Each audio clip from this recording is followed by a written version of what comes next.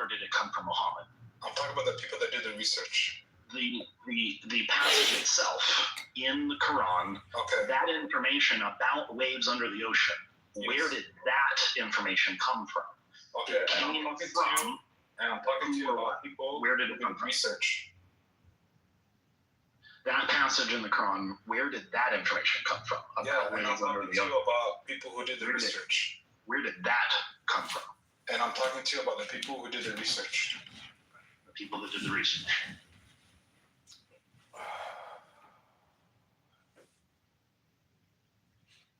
Yeah. Now, the people that did the research. Yes, what about them? You have a question about that? About them, yeah. What about them? They did research and they found out that there are waves under the water. Did. And then what? So who makes more sense? Oh, well, I don't know what you're talking about. Who is making more sense? You or me? Yeah, who makes more sense? You or me or they or the people in the audience right now or the people that did the research. The research on what? Like, are you slow or something, or are you doing papers, or? I'm trying to follow what you're saying. I'm latched on. I'm listening to every word you're saying. Okay. We'll take it slow, since do you know any information whether it's true or not that there are waves under the water? Unsure about that. I'm not an oceanographer or anything like that. If you say it's true and it agrees with the Quran, cool. I'm fine with that. Okay, so now what? Now where are we at? Yeah. What can you conclude? What can I conclude? I can find a verse in the Bible that scientists have researched and shown that proves this verse in the Bible is true. Now what? Okay, show me.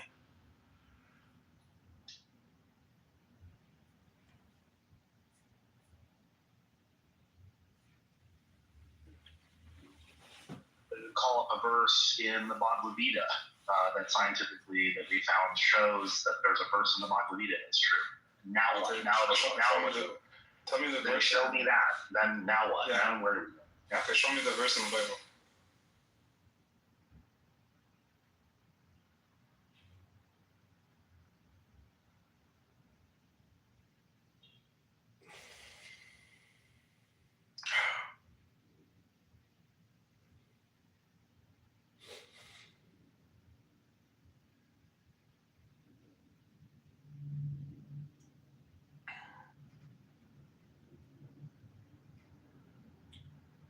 Do you claim that the Quran is a book of science, or is it just happens to have a few scientific facts or historical facts, the prophecies, or Have a question for me? Either of you, Me?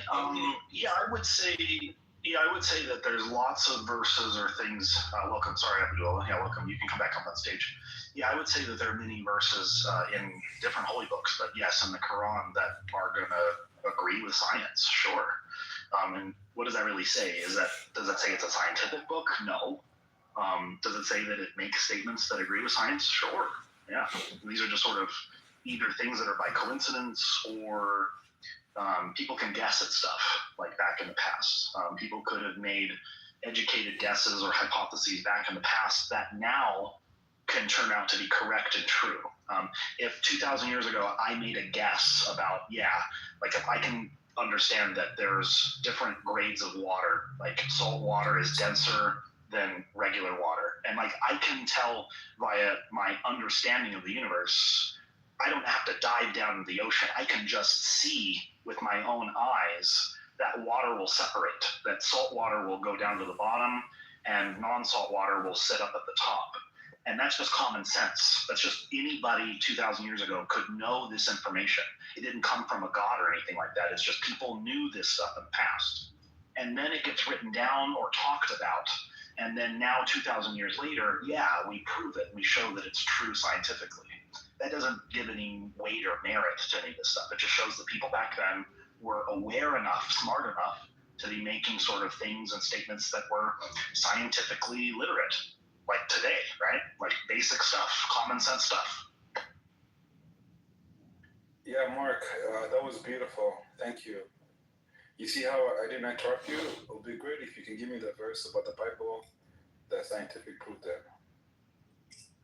Sure, yeah. There are many of them out there for the Bible, the Quran, the Bhagavad Gita.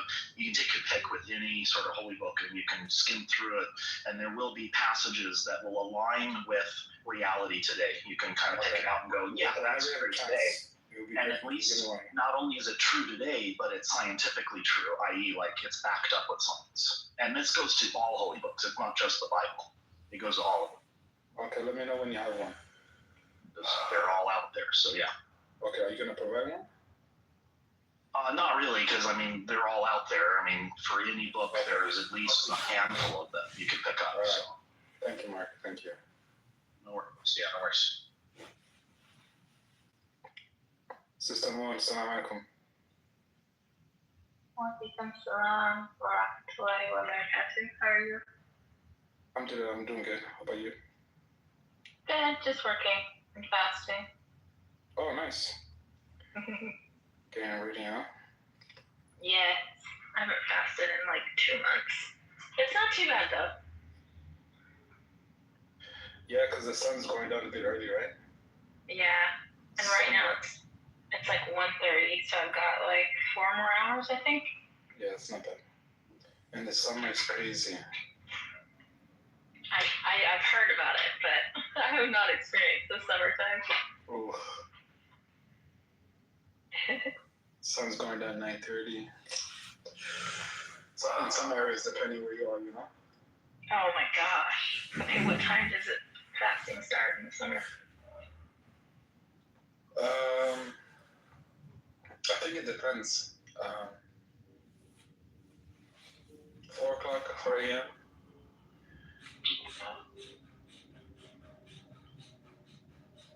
Alhamdulillah, last year was my first Ramadan. Now I'm building up. Actually, it's getting easier, but then it'll start getting harder. Yeah.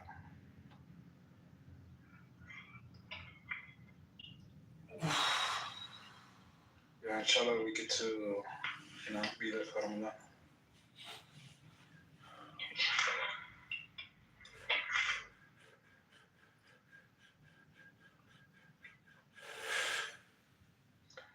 The brothers, they were just here. They went ahead and opened a TikTok room. Yeah. I'm not sure if they put a link somewhere. I went there. They're talking to a Christian, I think. Oh, really? Yeah.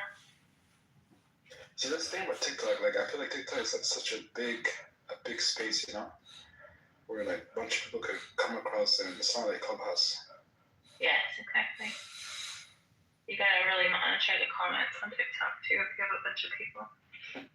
Imagine your manager sees you. Hey, aren't you supposed to be working? I see you here debating.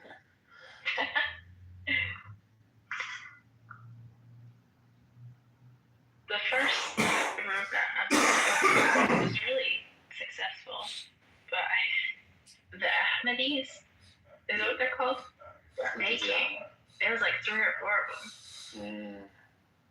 And a Muslim brother realized who they were and came and warned us, and then he brought all of his friends, and so we made more friends. And he told us how to refute the Ahmadis. Jude in the chat room says, "What is Islam? Islam is a satanic movement posing as a religion, using the name of God to deceive people and gain global dominance." Real truth, we know that's just a lie. But he came in, spammed, and ran away, because that's what people do. Oh, he wanted to come on stage, but we didn't let him. Okay. That's in the chat. Okay, yeah, I see it now.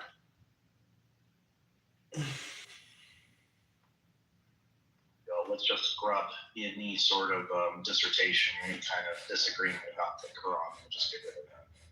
And then run.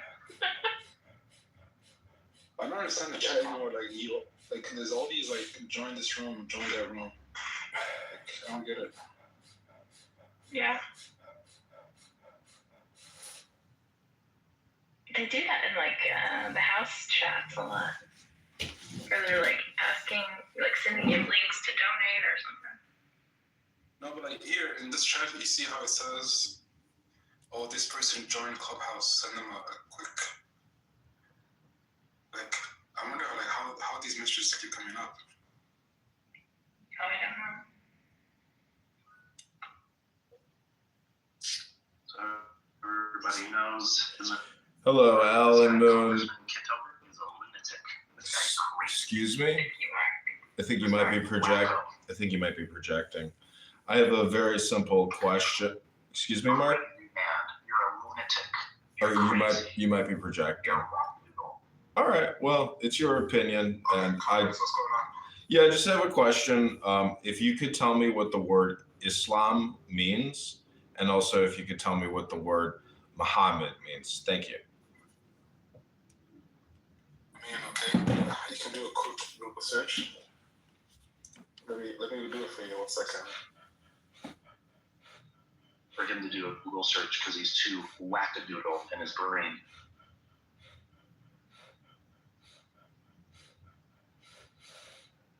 Okay, so Islam, the religion of Muslims, a monotheistic faith regarded as revealed through Muhammad as the Prophet of Allah.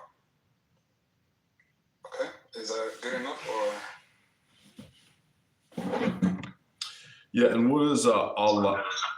Excuse me, Mark, if you could please stop being rude. I'm sure everybody would appreciate it. If you want to hold all of your personal attacks and ad hominem until I'm finished asking my question, because all are welcome here. Please, moderators, if Mark won't go on mute, I'm going to politely ask you to mute him for his own good. Thank you very much. Yeah, so I asked you, what does Islam mean and what does Muhammad mean? And you gave me a sentence, but you didn't tell me their meanings. And secondly, I just want to ask you a third question. Please mute your mic, Mark. Mute your mic. Excuse me. But I'm asking the moderators to please mute Mark until I'm finished speaking. I don't interrupt other people. I politely speak with other people. And I want people to know what I mean without being mean. Please, moderators, if you could please mute Mark or move him to the goo until I'm finished speaking. I don't want to be mean. He's done nothing but insulted me. Please, moderators, I have a question. I'm asking you, what does the word Muhammad mean? What does the word Islam mean? And what does the word Allah mean? Those are my 3 questions for you. I'm going on mute. Thank you very much for staying quiet, Mark. I appreciate you, Mark. Now I appreciate your silence, Mark. Again, the 3 questions are, explain to me the 3 words, Muhammad, Islam, and Allah. Thank you very much. I'm going on mute now. Because you don't make any sense. Tunes crazy person. When you have a conversation with him, he rings a bell in the background. You hear him recording conversations, and then he gets into rooms where he plays these conversations, these arguments in rooms to nobody. He's a confusing, sad, crazy person. Yeah, he does sound crazy. He was angry with me too. Finally, I fixed that a little bit. We now communicate, we talk. I got 4 children by 3 different women. Child support.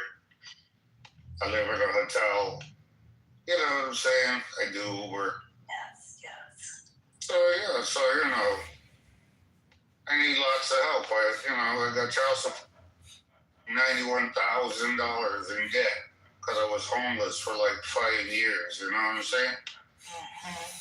So, yeah, when people sit up and they're complaining or whatever, I work 7 days a week. I get up every single day. I'm tired too. Yes. So, yeah, I need lots of help. I try to get this t-shirt thing going. You need money, you need resources, you need help. When people thinking that you're always trying to swing. Because that's what's interesting to me is not so much like where she landed, as how she got there. And if she could take me along that path and she can explain it. It was their own ego will become one with God, but I landed. Thank you for that, brother. That was beautiful. Does there anybody else who would like to speak? Yes, moderator. This is Congressman. Put me in the queue, please. Can you imagine, right, that this man's ego was so high that he thinks that I would steal from him? Notice his language. I don't speak like that, bro. No, how many times have I been in your room, Lido? I don't think even 5 times, brother. Why would I steal from you? I don't look at you as someone that has supreme intelligence talking about black people, and you're a black person. Then you want to throw the word mysticism? I don't even use that word, bro. Yo, I don't even use that word. I've been on this journey way before I came on Clubhouse. To say that I didn't have this information before I came on. I think you guys could come together with both your beliefs, and it doesn't have to be separation. I land there. Appreciate that. I'm not gonna argue with him. I'm done. I said what I said. He made a whole room about me with my name in the title. I've never done that. I never went, in a room and then went in another room and put a whole other man's name in the title. I never did that. And then he made a room saying Polito was a reptilian. And he got Andrew believing that I'm a reptilian. So to me, it seems like he has more of a problem than I do, because I don't think about him.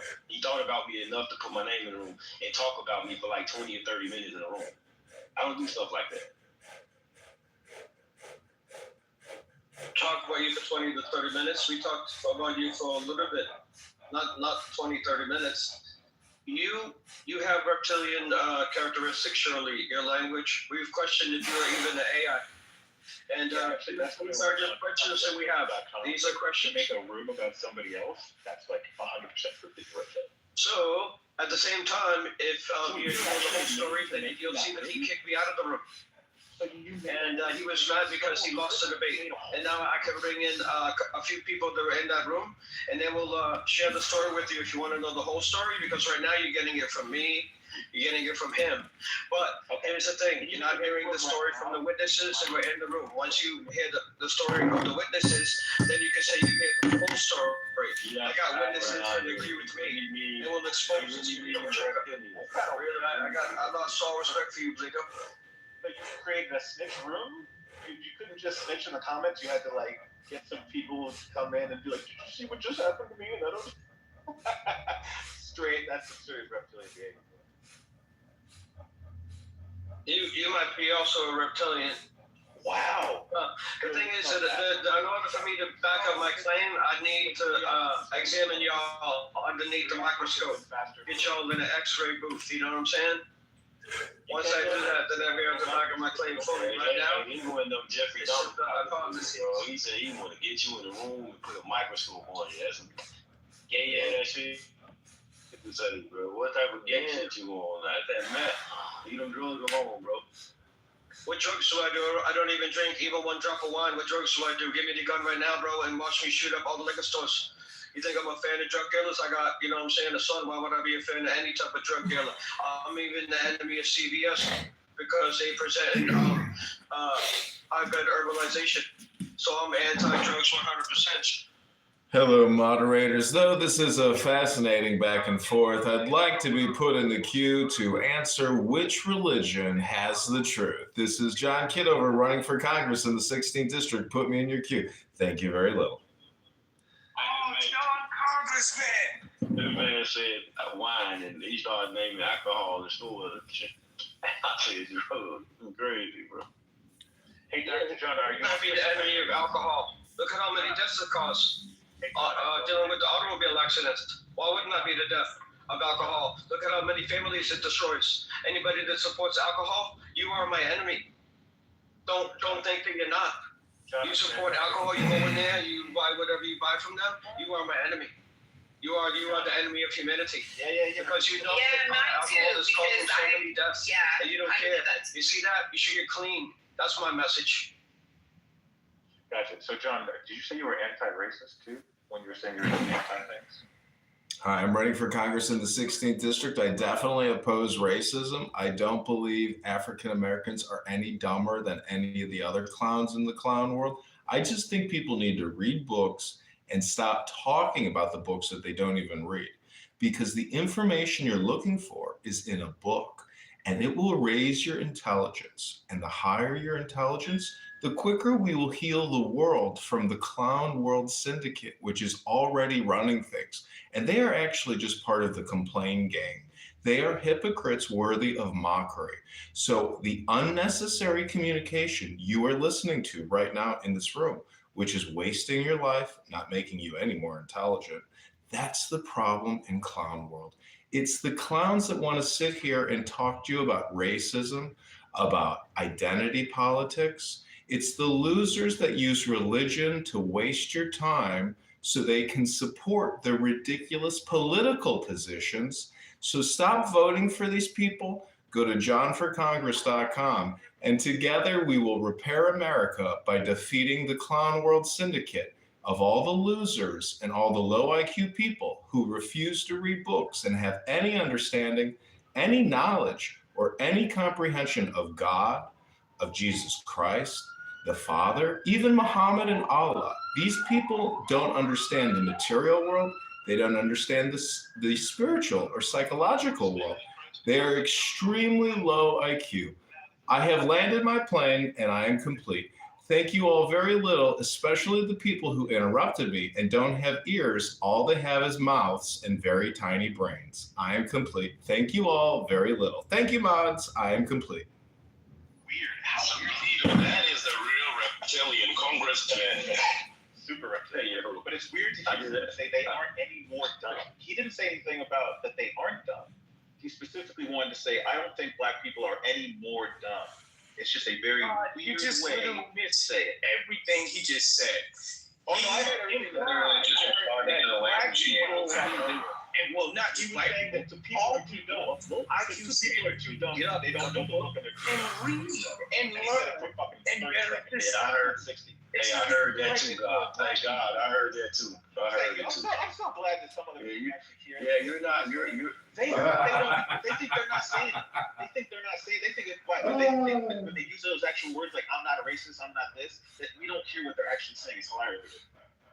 Yeah, I agree. That was kind of a backhanded compliment, Congressman. You doing the way you phrase, about black people. It wasn't a sincere compliment. So I don't. Yeah. The thing is thinking. Excuse me, but I am black. My great grandparents came out of Africa. So when I talk about black people, I'm talking about myself and my family and my lineage. And I think we all have the opportunity to have a very high IQ, but we have to read books. And until we read books and stop having conversations, no one's IQ or intelligence will ever rise from where it's at right now, which is baseline. So let's get back into the books where the intelligence is at. I am complete. Thank you all very little. Now, Congressman, you just said you're great. Might have been another great in there too. You know, can you bro, shut the hell up, bro. I'm talking, bro. Every time I talk, you bring your ass off the mic. I'm not talking to you. I'm gonna put you down in a minute. I don't like doing that. So I'm asking Congressman, you said your great granddaddy was black, correct?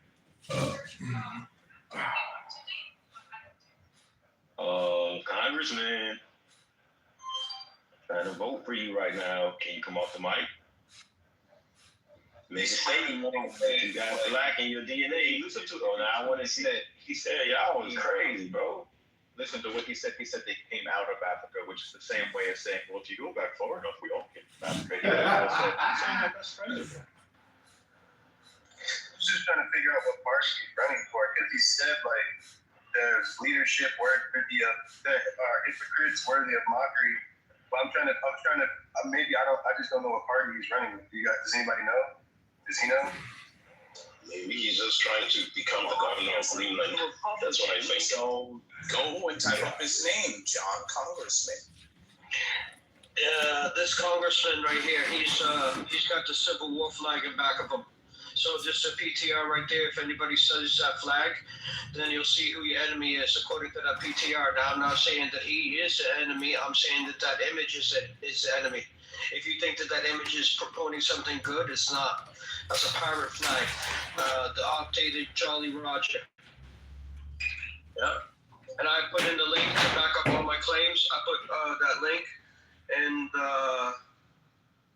the chat room. Right there. I put my link right there. I put that link in the chat room, y'all. Check that link out, Sovereignty International, FYI. I just saved you about, I'm talking about how much money would that have been? At least 500,000, maybe more than that. That's such a low number. I mean, maybe less. I don't know. 100,000 to 500,000, let's say. Money on books, right there. The most powerful law link ever to exist on the internet, hands down. And once you read that, pass right? the mic around, Dr. Mike, so everyone gets a chance to speak on what religion they believe is the truth. Respectfully, at the same time, I'd like to say that link that I posted, once you study it, you will never call yourself a Creole or Crayon again. You will never call yourself a white, a black, a red, any of these colors. You'll find out about what it means to be non-descendable, what it means to give up your birthright because they corrupted your language. You'll find out about how the citizenship is an updated version of a slave ship. You'll find out about birthright theft. You'll find out about all these things, color of law, the list goes on. Taxes is criminal, why you're a debt slave. These are the things that we are, as men, we don't want to leave this for our sons and daughters. I've said my piece, and I gave y'all crazy evidence. Literally, libraries. What's up with the title of the room? Is there, because I know that the sister in the top left happens to, I believe you're Muslim, right? I'm a universalist as a Christian, so I don't know if you guys are familiar with that, but is there anything similar to that in Islam? Or is there any what does Islam say about salvation? That's easy. Just do your good deeds and you'll don't go to the hellfire. It's 1, 2, 3. Do you have to are there any beliefs that you have to have? Do you have, because in Christianity you would have to acknowledge the divinity of Christ. You would have to obviously be atheist and believe in God. You know what I'm saying? I would say, sure. You know what I'm saying? Are there any beliefs that you have to hold? And Yeah, sure. We have to believe in the prophet, peace be upon him.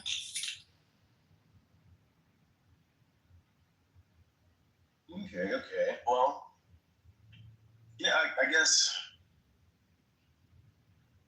Can you be a Christian and go to heaven and under the framework of Islam?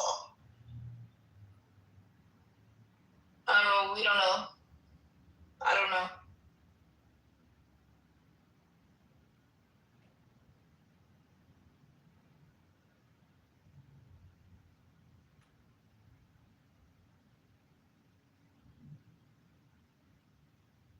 My signal gets bad over here, so you guys will have to take over. I don't know that question.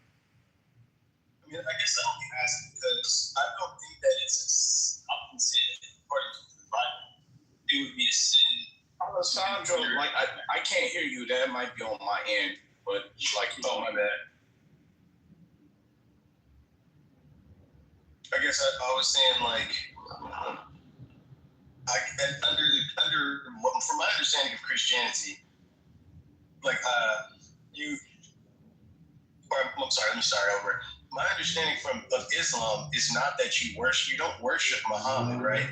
So if a Christian was to consider Muhammad, this would be a radical notion, right? And I'm not saying that I believe this, but I'm just asking, if a Christian was to consider Muhammad a prophet of God, would that be enough to be considered saved according to Islam?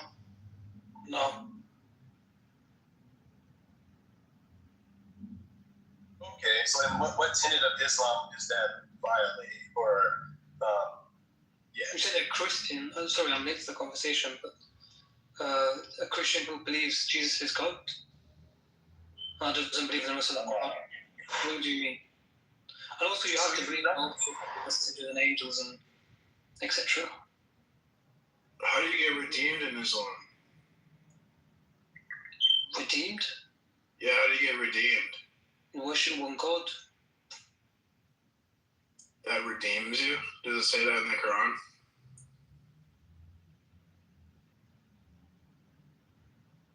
So you would be saying that if you believe in the Trinity, according to Islam, according to most Islamic, According to the Quran, the Hadith, that's how it works. Yeah. that you would be committing a sin, right, by worshiping Jesus. Yeah, of course, not just a sin, but like the biggest sin. I got a question for everybody. My question is that if you knew somebody, okay, example, maybe he went to school, okay, he graduated, he started studying the Bible, okay, he got average grades, maybe he graduated with honors, maybe, all these maybes, right? Maybe he barely passed, 12th grade, maybe he stayed back. All these different maybes are teaching you the Bible. This man over here, he didn't even graduate. He pretty much failed out of English. Anyways, you get my point? But this man, he got a higher grades. This one got way higher than the other one. So you get my point? And my point is that now you have somebody, right, that speaks 3,000 more words than Shakespeare. He's a linguistic terminologist, okay? He is extremely high level when it comes to language. Now, you take that man and you learn the Bible from that man. Or you learn the Bible from, how do they grade us? A, B, C, D, E, F, right? That was the grading system. So there you go. Which one is correct? And the answer is, obviously, if you learn the Bible from someone who has 3,000 more words than Shakespeare and is a linguistic terminologist, high level, well-known, high master scholar, that man you learn the Bible from. But nobody wants to do that. They just want to act like that man doesn't exist, or these high-level, linguistic masters, 30 years. 30 years, that's a 6-time master. Every 5 years, they say, that's another master is added onto it. So he's a 6-time master, linguistic terminologist. You know how high that is? Wasn't that the guy that was did he do a rough dissertation on the Quran? This man that I'm talking about, he wrote 2 books on the subject. His main focus is the Torah and the Bible. He wrote 2 books, The Judgment Upon Christianity, and he wrote Key to the Bible. That was his father. His son later on, what's up, man? Yo, what up? Yeah. My bad, y'all. So anyways, my bad, I got thrown off. Check it out, y'all. So anyways, Which one of those guys that gave their rough dissertation on the Quran? Because I know one of them did the Bible, the Quran, and the Septuagint. The one that I know, he didn't do. He knows the Quran, but he doesn't speak on it as much. It's not that he doesn't know it. He knows all 3 books, but he speaks mostly on the Old and New Testament. And I'll give the link in the chat if anybody's interested, and you can go over his work. Here's the thing about it. There's a lot of big words in there. So you're going to have to, okay, it was quoted by a scholar. She was pretty high level, but she wasn't no 6-time master. But anyway, she was high level, and you know what she said? To study his work, I will need 2 dictionaries, 1 for each hand. To something like that. So I just want to point that out. So then now imagine I have that teacher. Imagine if that's my teacher. There you go. That's my point. Now that same fact, right, is then now we're going to go to the most intelligent electrician on the planet, right? And we're going to learn from him. We're going to go to the most intelligent mathematician on the planet. Then we're going to learn from him. Then we're going to support him in every way we can, because he's the most intelligent when it comes to, commerce. He's the most intelligent. Not me. I'm not the most intelligent. So now I have to go to him, and we keep going down that line. Can you guys imagine the solutions? We got Jack Fresco, one of the most intelligent. What is that? He was economist. I forget, economist, whatever. Okay, John, we get the point. Like, you get the point. Yeah. So we get the point. The person that's the most experienced and most knowledgeable in that area, that's the one that we go to. Yeah. So so pertaining to the topic, right? Which religion has the truth? Well, the first thing you want to look for is that religion consistent, right? If there is contradictions or discrepancies in that religion, then you know that religion does not have the truth, right? Because obviously everyone has their own religion, especially involving the Christian church. There has been a lot of reformations over the past years because of one's different ideology. As I brought up earlier, with Islam and Hebrew Israelism, you have people that will turn to that religion because it favors them the most. And in spite of having multiple women, specifically, there are some other religions, such as Sikhism, that derives just towards individuals' good deeds and rather not focusing on that person's what you call their life, the outcome of their life. It doesn't focus on the afterlife. But yeah, so to answer the question, I would say that the only one truth there is the one that does not have any contradictions, that's consistent from the beginning to the ending, and that is preserved. That's the truth, right? And to any religious leader or religion or movement group that does have that, then that's the truth. That right there's the truth. Yeah, respect your communists. At the same time, I'd like to add real quick. You know, it's not saying that I might, like, if I just went on myself, I studied the Bible, I presented it. And then, you know, I took all the information that I gathered. No problem. That's what I did. Then I was like, well, everybody's arguing with me. Nobody agrees with me. I gotta flip the script. I gotta change my mode of presentation, of analyzation. So then now all of a sudden I start quoting from the six-time master. And now everybody's applauding me. I'm quoting from his work. That's not my work. Same thing. You see, that's why I just wanted to add to that communist. Yeah, I just wanted to add to that.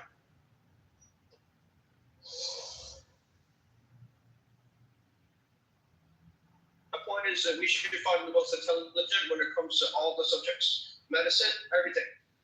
And if we do that, right, guess what? Is Trump the best? No, he's not. He's not the best. Not even close. Jack Fresco is the best. Make sure that the most intelligent have no errors. That's right. That's right. Yeah. And there you go. That's all.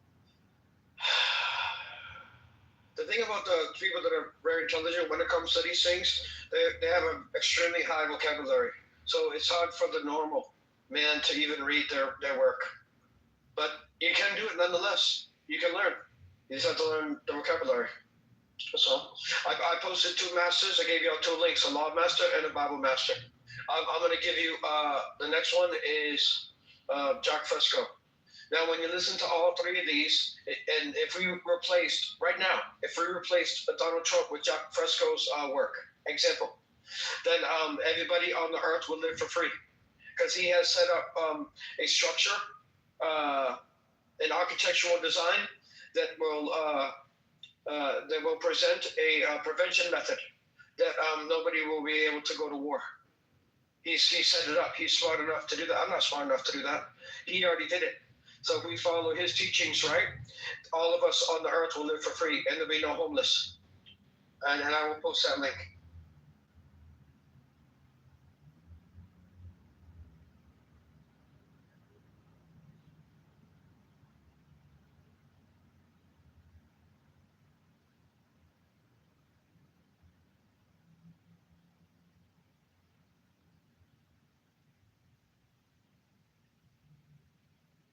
Three links in there for everybody that wants to learn high-level supreme knowledge. Everybody that has been given a faith or belief, these two things are your enemy. And once you acknowledge what is supreme knowledge, you will agree with me, and you will have a better life. And so I posted 3 links in the chat. Yeah, but he has any other links that are far superior than those links, please present them. Thank you very much.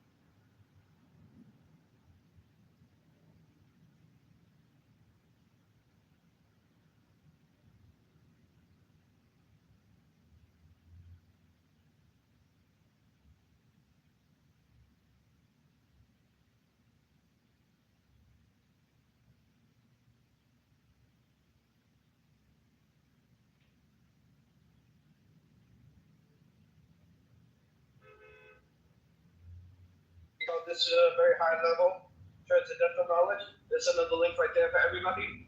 Click on that link. Study it for 1 week. Come back and talk to me. It will change your whole life.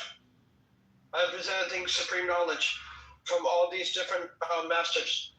Know the difference between real religion and pseudo-religion. Know the difference between real spirituality and pseudo-spirituality. And that's what I have presented.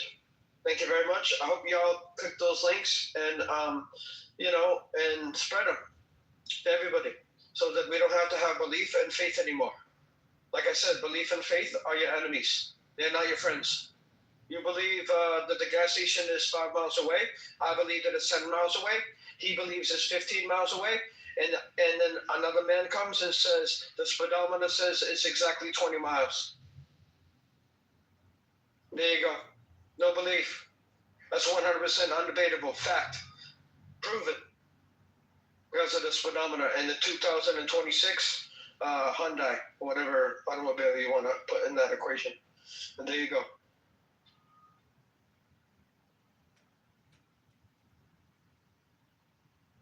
$12,000 different denominations in Christianity.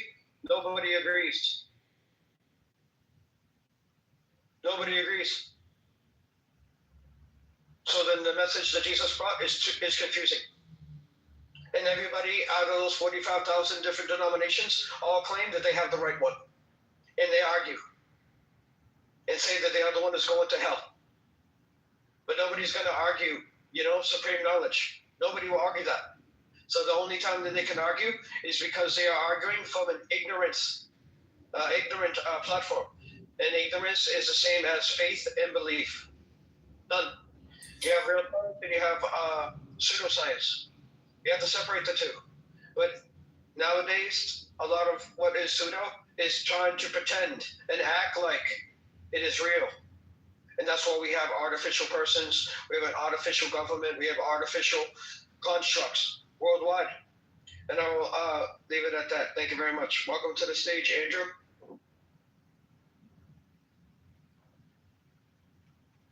Thank you, Brother Doctor.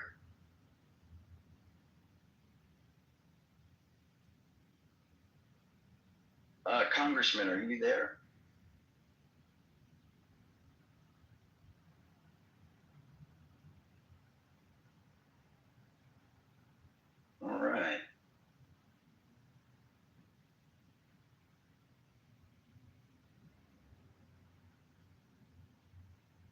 What's going on, Kindred?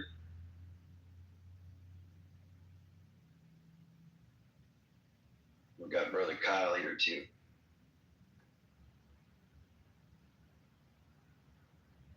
Metapel, you should have came up earlier, brother.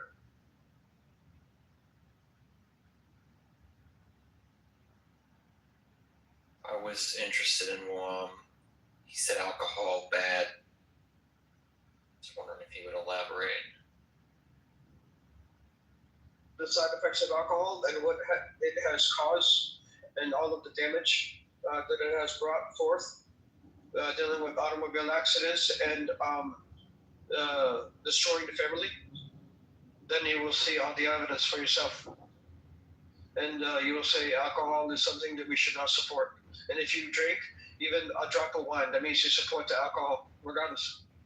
So you should. So if you want to put an end to all the DUIs and all of these families being broken up, I was drunk the other night that I slept with my father. Whatever, all these crazy stories we hear, then you need to you can't support that. That's the only way to destroy it. And then by destroying it, the families will come back together. We'll stop hearing those stories. At least we'll start hearing them based on, I was so drunk I didn't even know. You see that? And then they get so drunk, then they drive and crash. And then there was how many babies were in the backseat when they crashed into the automobile in front of them? You see? How many deaths are caused by alcohol? Drunk drivers. Alcohol is a demon, actually. It's actually, isn't it defined as a demon? If I'm correct about that. I think it is. I got to double check my notes. But yeah, alcohol. And so Jesus, he turned water into wine. What for? Why would you do that? You support alcohol? I can't support you. I'm sorry. But I'm not sorry.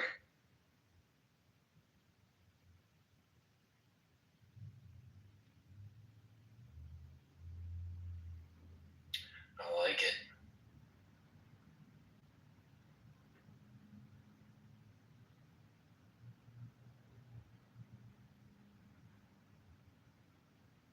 I gave you all those links. I really hope you click them. That link, these long links that I'm showing you, you know how many times his, what to call it, a website, has been attacked? As far as I know, he had to go to court even. Information that I share, a lot of these, this information extremely controversial because it goes against everything that you ever learned. And when something presents itself as the better, and others, they want to keep things just the way they are. They don't want to update. They're like, nah. In this lame example, Windows 1 is fine. We don't need Windows. You know, we can talk about Windows 10, but who cares about that? We're doing fine with Windows 1. And then they'll attack. Because they want to keep things just the way they are. And so they'll do anything to keep things like that. So then, you know, who knows what's going to happen, y'all? Time will tell, like time tells everything. So we'll find out in the end. But, I mean, if we have the right people that are in high position, example, in government, the first thing that they would discuss if they disagreed, like many on Clubhouse, example, they would not fight and argue. Oh yeah? Watch this. I'm going to send a bomb over there right now. They would not fight and get to the point where they're so angry that they want to drop bombs on families who later, the mother and father is left dead on the battlefield, and the sons and the daughters are looking over the dead corpse. You see that? So then if there was any intelligence, then they would think about our sons and daughters first. All the sons and daughters on the earth. They would think like that. And they would say, no, we have to avoid war at all lengths. And if it is the environment that is causing us, or the philosophy, or so-called religion, or whatever it is, then we have to ban them. We have to literally take those off the earth. They can't exist anymore. Judge the results. And then once we do that, then we can come back to the attempt of trying to turn this life into a utopia. But there are steps that we have to take. Example, I got kicked out of my house the other day. Why? I couldn't pay my electric bill, so they shut me off, and then they wouldn't let me live there because I couldn't pay my electric. So now, where are you? Homeless? Oh, I'm sorry to hear that. Really? But then all they had to do is pay for the electricity because they print the money. You print the money. You literally make the money. I receive the money that you make. So since you have the most money, unlimited money, you can literally pay for that man's electricity, right? If you want to make it a money system, you can literally do that. And then that man and his whole family will not be on the street right now in the middle of the winter. See that? Simple solutions. Why ain't they talking about this? Because they don't care. They don't care about it. Because they just want to keep things the way they are, and they just want slavery. What else? What other answer do we have? And the evidence is clear. Dead slavery is what we have right now. And there you go, folks. Thank you very much.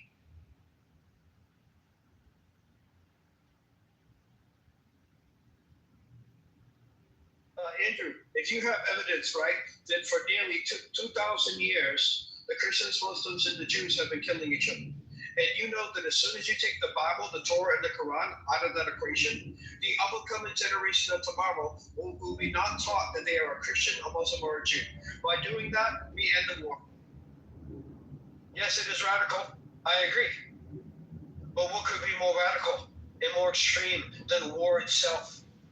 So if we have to just get rid of all these books that cause that, then that's what we have to do.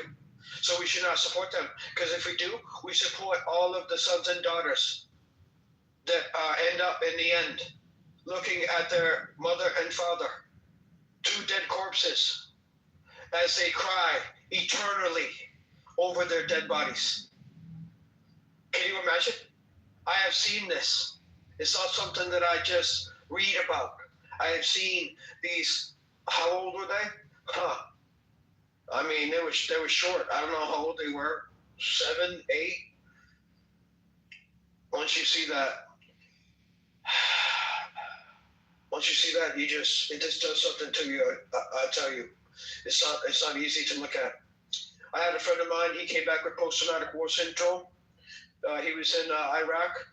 He came back with that, and he was put on dead body disposal, meaning he was throwing the dead bodies into the landscaping truck. It's like a BFI dumpster, but it's a landscaping. For landscaping. Anyways, he was throwing the dead bodies in there, not by himself. One soldier will grab the legs, the feet. The other one will grab the hands. It was so hot over there in that desert that when they were trying to throw the bodies into the landscaping trucks, right? That the skin, it was like melting. It was sticky, and it stuck to the cuffs of their fatigues, whatever you call the army fatigue uniforms. So it was like kind of like a rubber band effect, a little bit, not like literally, like, but it was like a little bit like that. So there you go, right there. Because he was, he was doing that. He came home with post-traumatic war syndrome. In the middle of the night, he wakes up. All he does is scream. That's what he does, and he does it too many times, and that's called post-traumatic war syndrome. And I was over his house, so that's why I know about it. He told me everything. Yeah. He told me all about it. Yeah. Terrible, brother. It is. Yeah, it's what's that. Yep, it is. Yep. Are you for or against Trump, Dr. John? I decided. I can tell you this much. I heard good things about Trump, and I heard bad things about Trump. If the good things are true, I'm all for those good things. Some of the good things that I heard about Trump was that he's going to actually bring back the sovereign republic. I also heard that he's going to end the taxes. I also heard that he's going to bring back the gold standard, meaning that we're not going to be using fiat currency anymore. That, according to the Woodrow Wilson president of 1933, money is no longer backed by gold or silver. If Trump accomplishes this goal, he will be high level. He will be forever remembered because we won't. He'll completely change it. Citizenry will no longer exist. If those things I hear are correct, only if they're correct. I read this, you read that. Some will say, "Oh, that's propaganda," on both sides. So you see, where can I make my decision, right, Andrew? When both of them are claiming that. You see? Oh, that's conspiracy theory propaganda. That's because they're pro-Republican. That's why they wrote that article. Oh, that's because they're pro-Democrat. That's why, you see? So I can only tell you, if those good things that I heard about Trump, then everybody will be like, give Trump the eternal applaud, because it will change the whole economic crisis, economic structure, and everything that follows. Thank you. Very good. Well, doctor, should we start? Should we go to another room? I think we might be run this one out, or do you want to hold it down for a bit, and I'll see what I can check out and maybe. Yeah, Andrew. Okay. Okay. Sounds good, brother. I'll catch up with you. I appreciate you, buddy. All right. Bye bye. All right. There you go.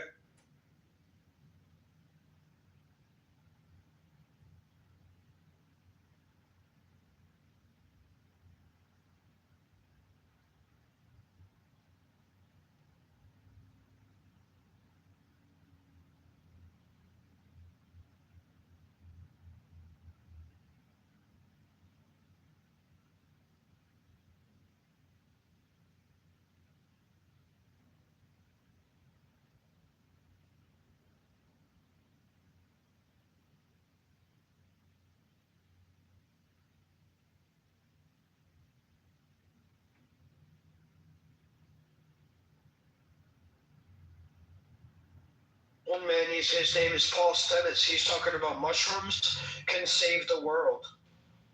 He's very high level, genius when it comes to the mycology study.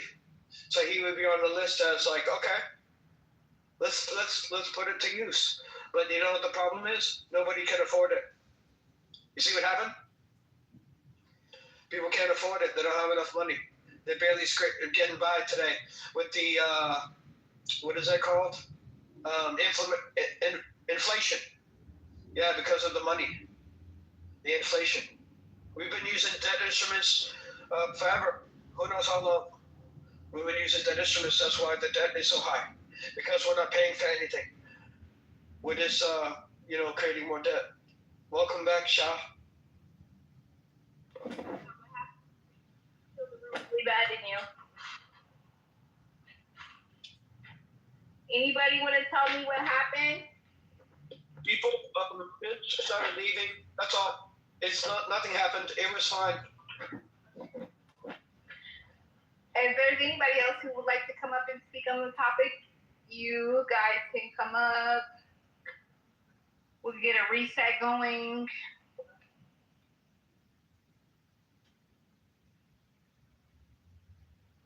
We know Dr. John doesn't really have religion, so Congress, what about you? Which religion is the truth? Many religions shop. But I have one, yeah. I'm just letting you know, like, this for clarification, respectfully. Of course. What about the Congress? Metapool, come up. Metapal, I haven't talked to you in a while. Tenex, come up. Virgil, everybody's welcome. I'm gonna be back modding. I was just really busy. Yeah, people, don't forget to cast your vote. With this Israelite stuff, it's really becoming more and more every day that people feel like the Bible is subjective to Israelites.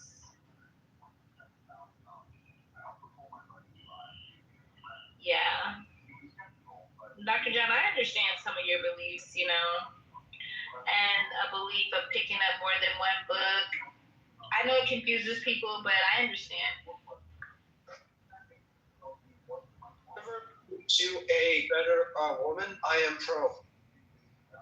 I am pro that, because if you find peace in whatever you study, and that makes, and you can see the differences before and after, good on you.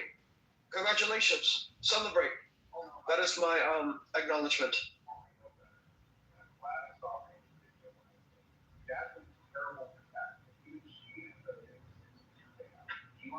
Yeah, most definitely. Welcome, Grimsonite. Is that how you say it? Grimsonite? Okay, welcome. Do you have anything you would like to add? I know I seen you on stage earlier. I was very busy, but I would love to hear your perspective on which religion has the truth, and also what do you think about the salvation through Christ is only for Israelites? You have the floor.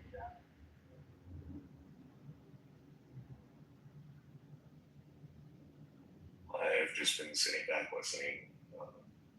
I am a Christian myself. I think salvation is for everybody.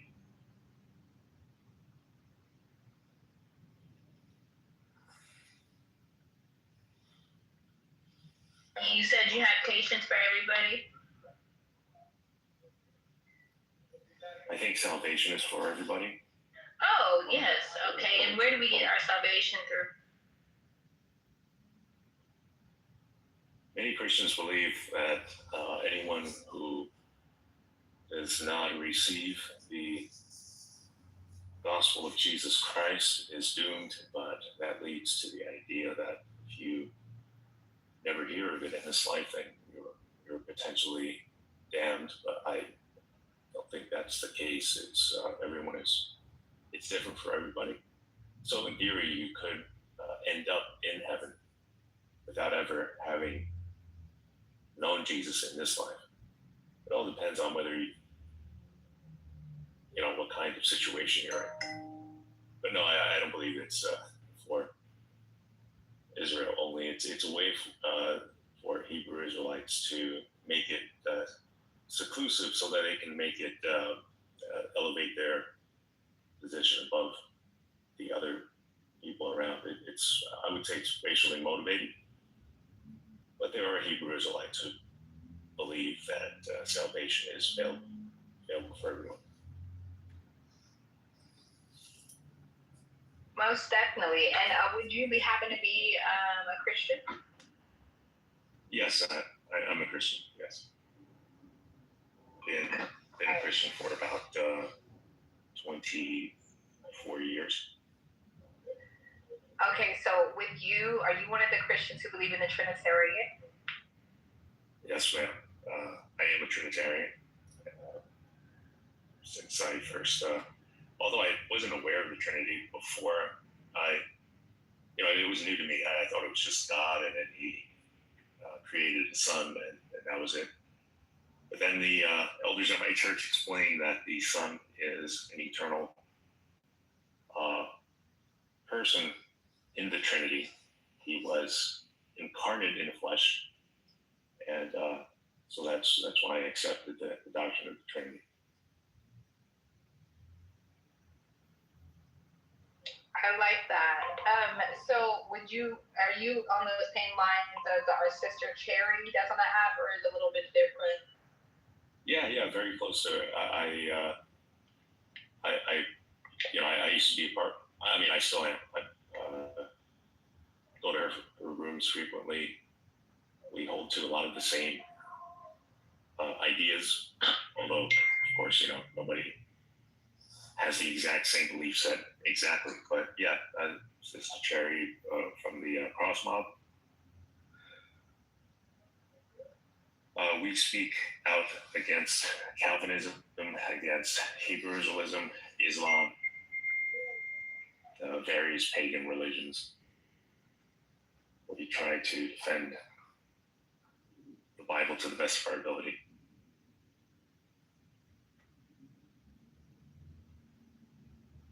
And Calvinism is what again? I'm sorry. Calvinism is, I guess you'd call it a denomination, although I would say it's more than just a denomination. It's just a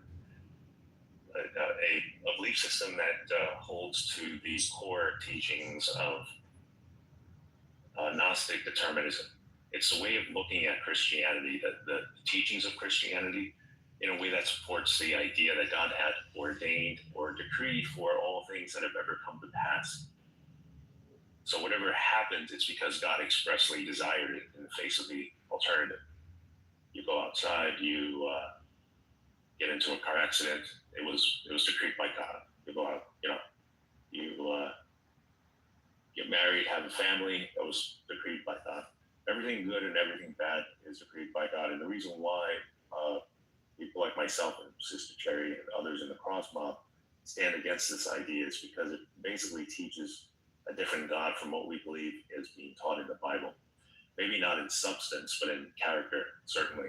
So we make the charge that Calvinists, along with Muslims and Hebrew Israelites, essentially are worshiping the same God, which is a satanic, Gnostic determinist type of God.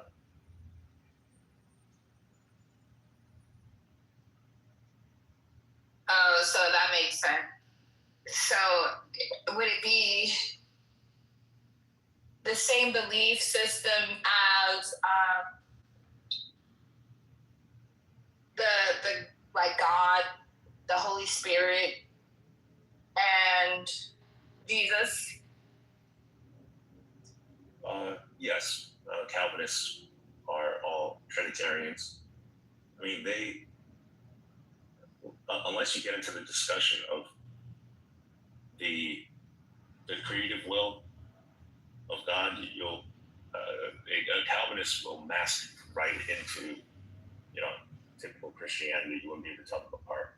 They hold to the Trinity. They believe in the divinity of the Son.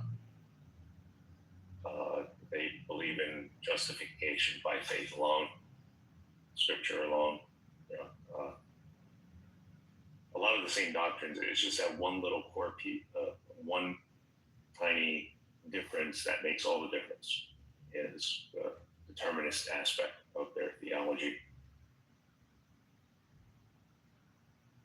But again, we stand against it because if God decreed all things, then essentially He's the author of evil. And because Christianity can be viewed in a way in which God is not the author of evil, in other words, that He did not decree evil but simply permitted it, is what makes the biggest difference for us.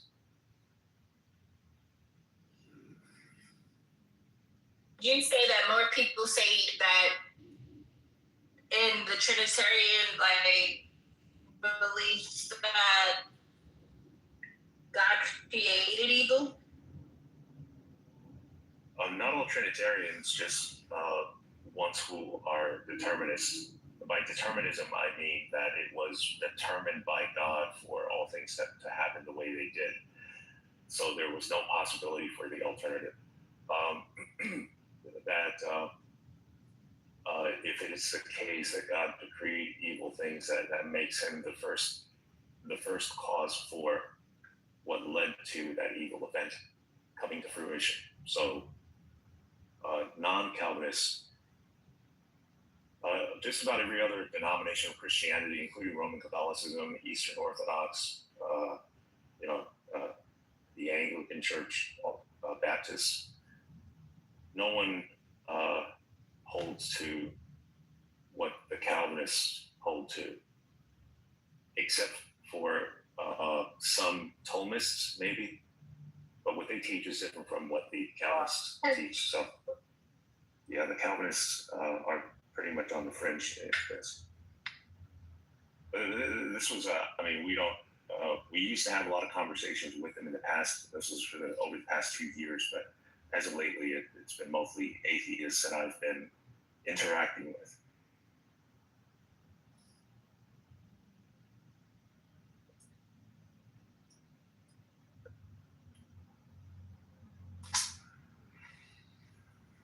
That makes more sense to me, I guess.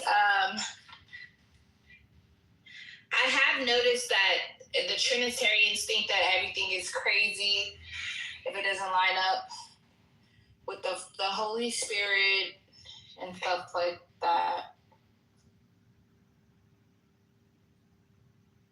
Yeah, Trinitarians will disagree on the way in which the three persons are individualized and exactly what the relationship with what the mechanism that binds them really is like. And there's really no way for any of us to prove the other wrong. Just that from the way that the concept of the Trinity is the way it's conceived is such that you can make some basic distinctions in the Eastern Orthodox. They look at the Trinity as more of three independent, or maybe they don't call it independent, but that you have three individual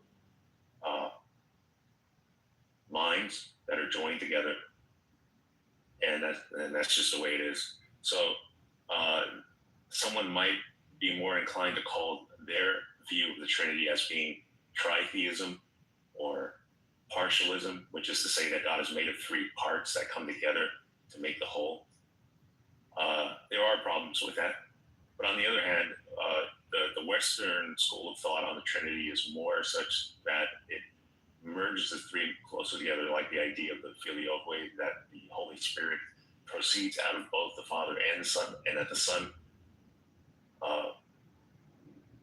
is eternally begotten from the Father, kind of like a projection, I guess you could say, like a limb, extending out of the Father. And that can also be problematic if you take it to the logical end, because then you get what's called modalism, which is to say that you have a singular entity that is changing in modes, either at one point in time or in perpetuity.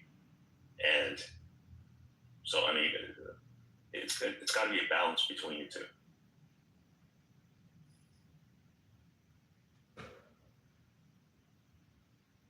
Most definitely, it's got to be a balance, or it's just gonna be a whole bunch of chaos. Right. Would you happen to be a Christian as well?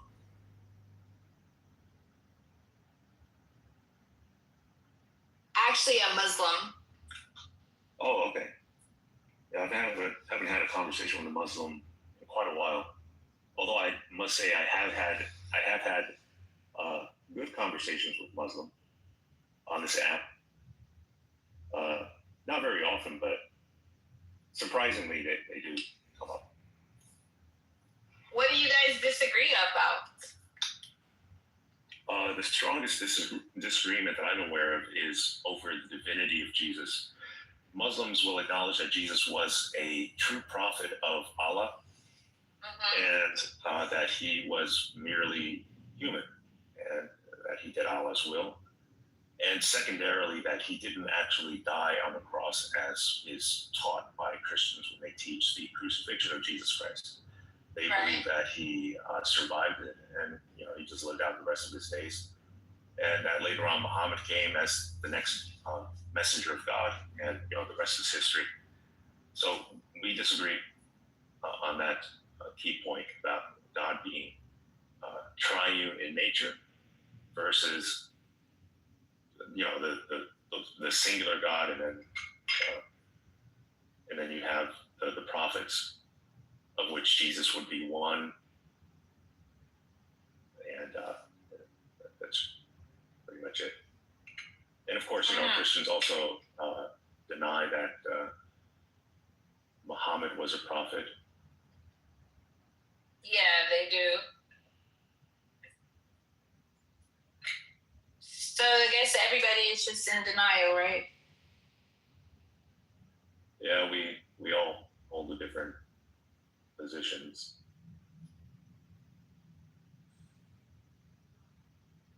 And we'll never really know how people interpret it. That's their business. That's the whole good thing about having a belief system, is you have the right to believe what you interpret the truth is. Yes, I do agree with that. The right to the freedom of religion, I do believe, is one of the most important rights that any society needs to have. It off a tire, I can pay you. I gotta take it to the place for them to put it on, but I just don't have enough strength to. 1 second, guys.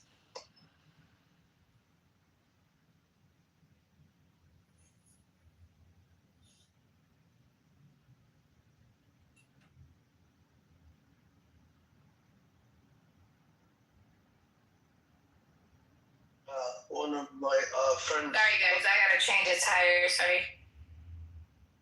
Okay. Welcome back, Scander. Or Scander. Yeah, Scander. Assalamu alaikum. We were just talking about the Trinity and things like that and the differences they have for Islam. Things like that.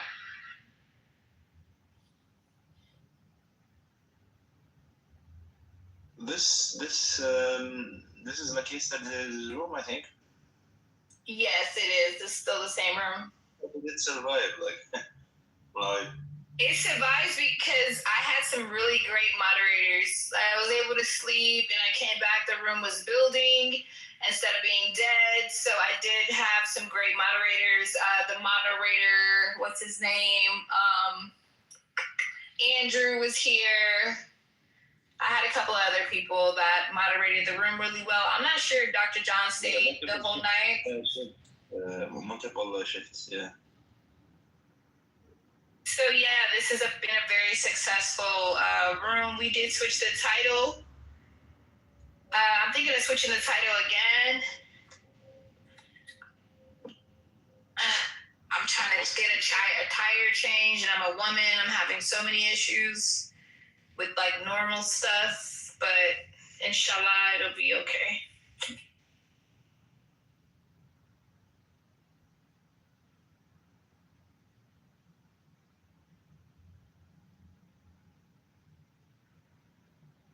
What's funny is this the same room that was going on last night when I had a flat tire, and it's still going on while I'm trying to fix it the next day.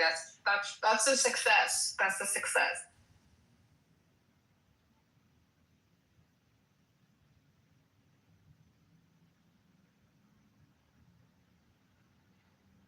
So we have. If your flat tire was caused by a nail puncture, you can get that fixed for free at places like Discount Tire.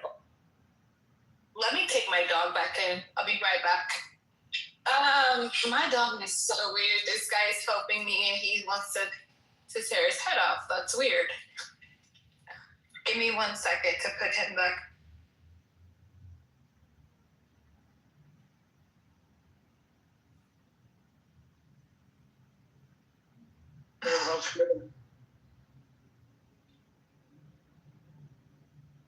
I give you a link just so you know. The link is from a man actually that has 3,000 more words than Shakespeare. He's a linguistic terminologist. He wrote 2 books on the subject pertaining to the Bible. So if you would like to learn about his work, I gave you the link. Cool. I appreciate it. Yeah, man. Yeah, good luck. Hey, what's going on, guys? Hey, good afternoon. So, as far as the topic, which religion has the truth, I feel like you do have to believe in that religion, whatever religion it may be, and you have to see it as the truth. So if you're a Christian, you should see Christianity and the things that it teaches as the truth. If you're an Israelite, you should see that religion for whatever it has, and that's the truth. If you're a Buddhist, you have to see that religion for what it is and believe the things that it is teaching as the truth. And I think you do have to believe that it's true in order for you to learn anything that religion has to teach you. Because if you didn't feel like it was true, you wouldn't learn anything. Yeah, that's kind of how I see it. That's a good point. Yeah, that's exactly what I was saying. Like, it's all about a belief system and what we choose to believe. So I choose to believe in Islam, and it's like, oh, a lot of people are like, well, you don't know about it, and you this and you that. And I was like, that's what I'll have to answer to when I get to, the end of my faith, my iman. Nobody else will have to answer to it. So that's why I'm so cool with everybody with their beliefs, because it only affects them.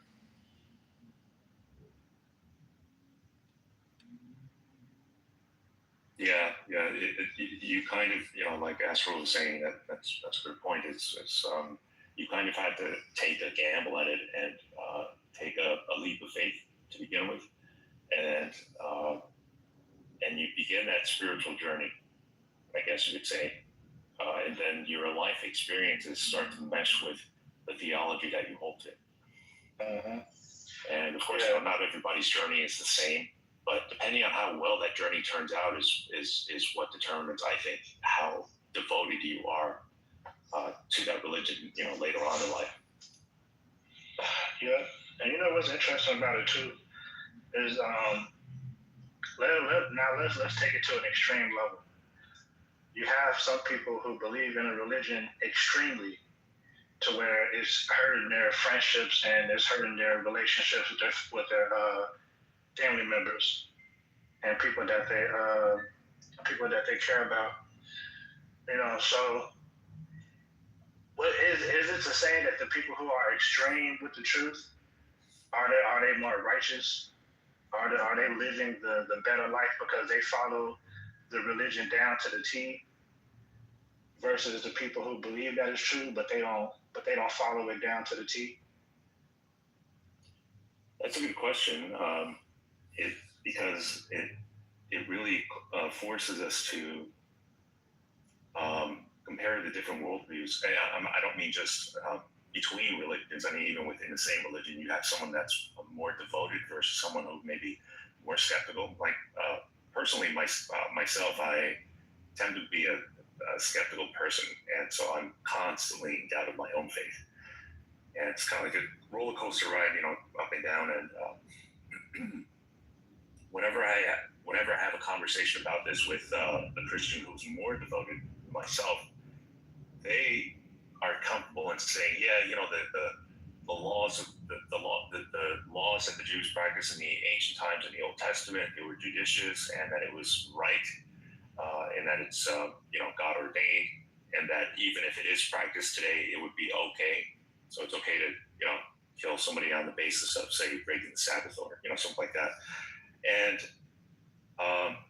on the one hand, I feel like, well, if I'm going to be consistent with my religion, then I should say the same thing. But on the other hand, I'm skeptical, and that causes me to have a great sense of hesitation, because what if what if the whole thing's wrong?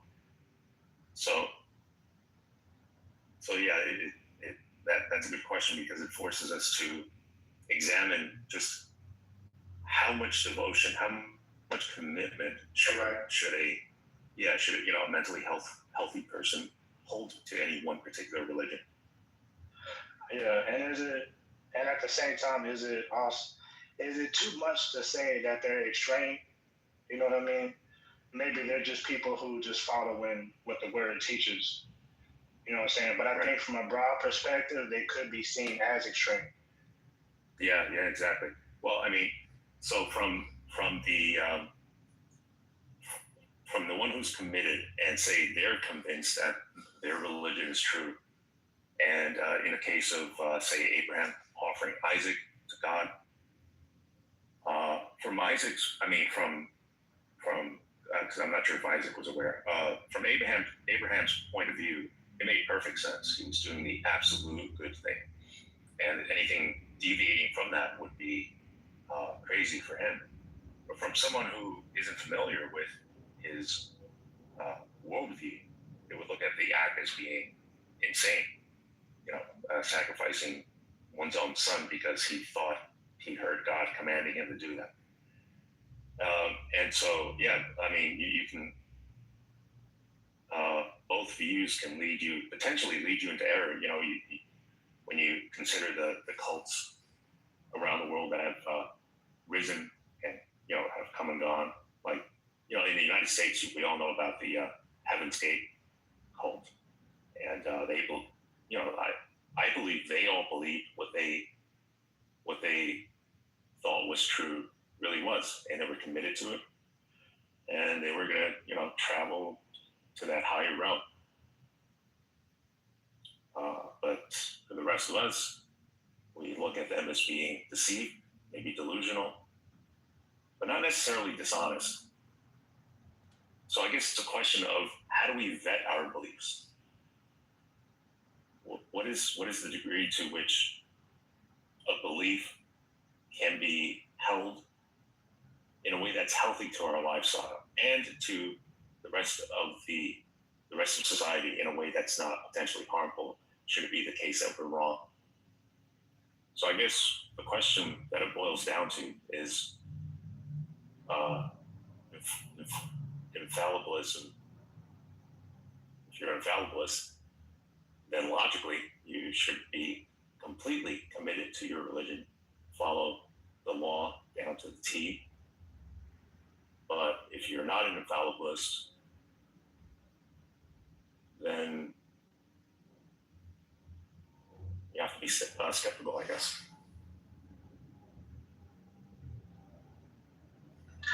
Yeah, but religion doesn't like skeptical people.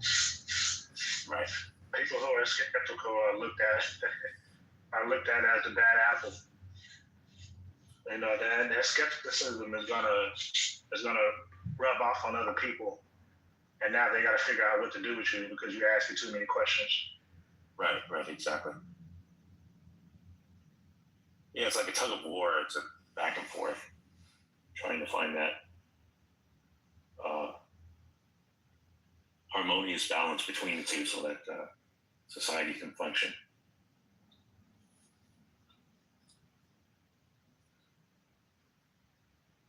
But the same thing can happen with on the side of atheism.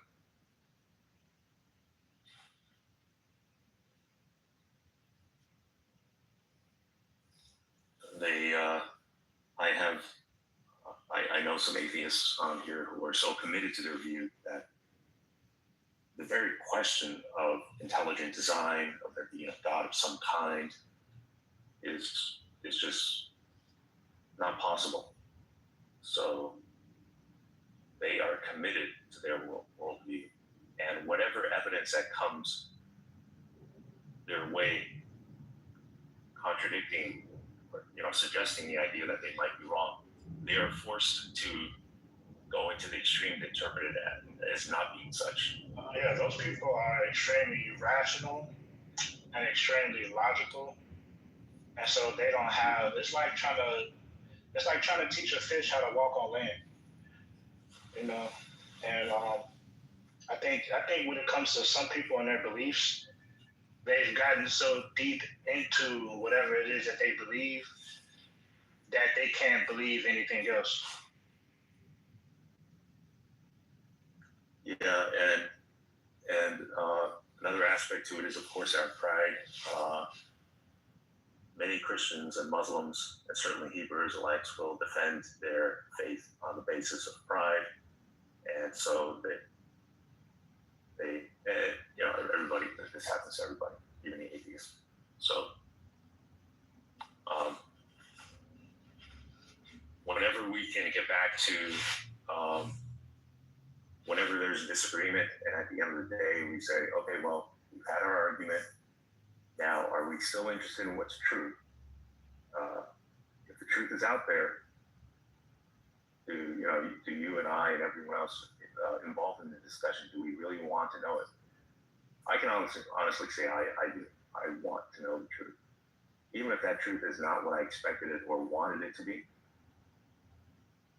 And just knowing that truth will give me a sense of peace, I guess.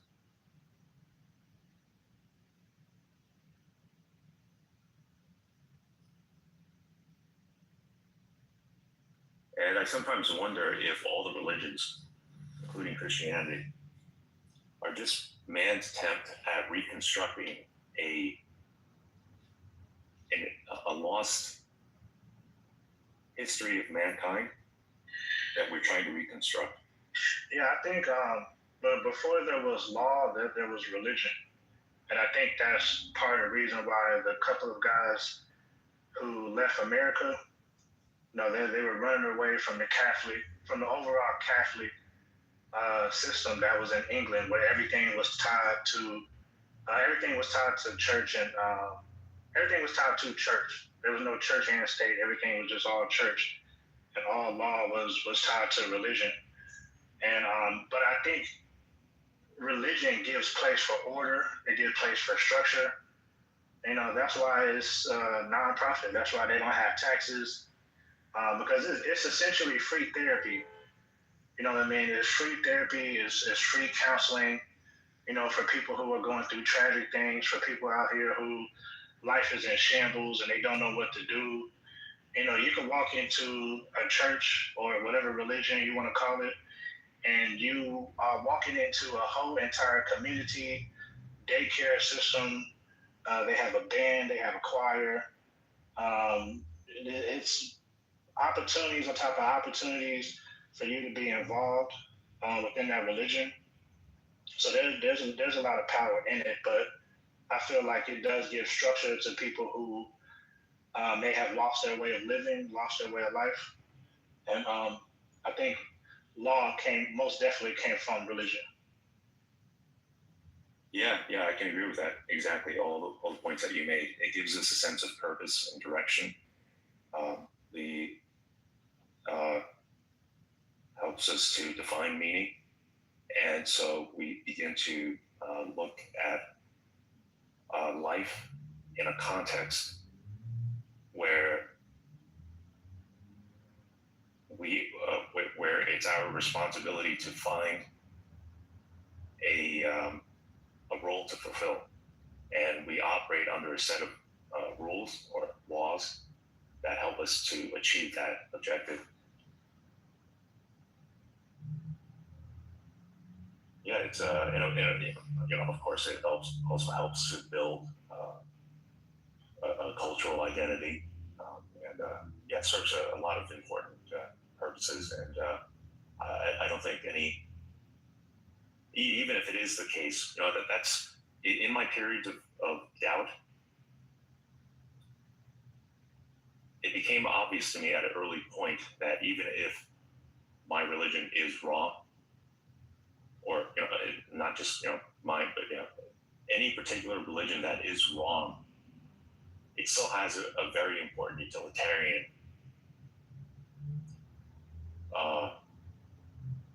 purpose in human society. And like you said, it gives order. It helps to motivate, and like you implied, faith is a very, very powerful thing. It helps us to achieve what seems to be impossible, and it gives hope in moments that seem hopeless.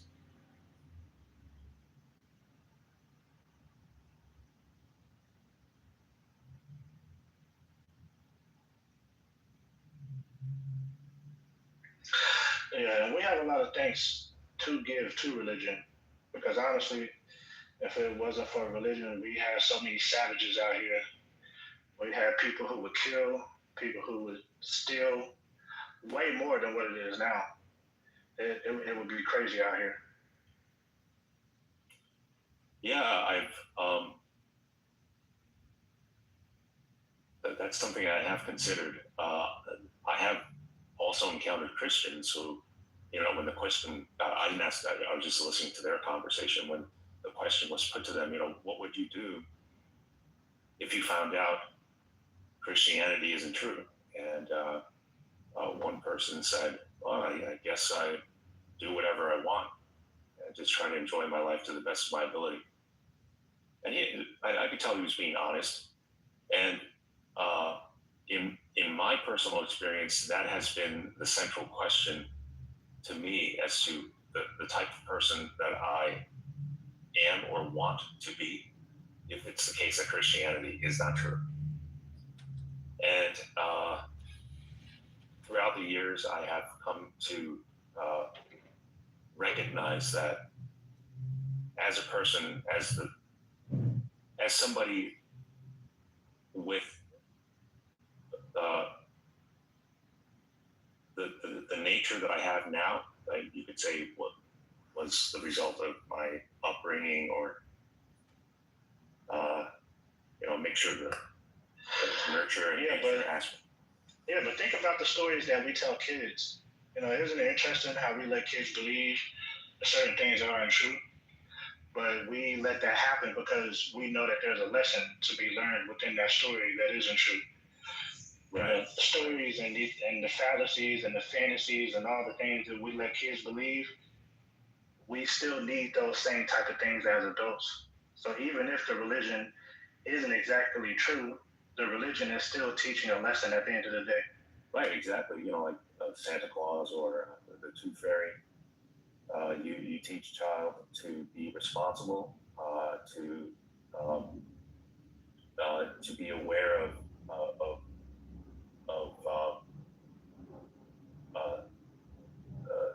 how to work, keep themselves organized, and to keep track of time. You keep your baby tooth somewhere safe. You don't lose it. Put it behind, under your pillow at a certain point in time, and you get the reward of however much money that their parent puts under the pillow. Same thing with Santa Claus. You be a good person, in this case a good child, and don't misbehave, and you get a good present. Now, just because Santa Claus and Tooth Fairies are not real doesn't make the lessons that come out of it any less valuable and helpful as they grow up and mature. So yeah, I agree with that completely.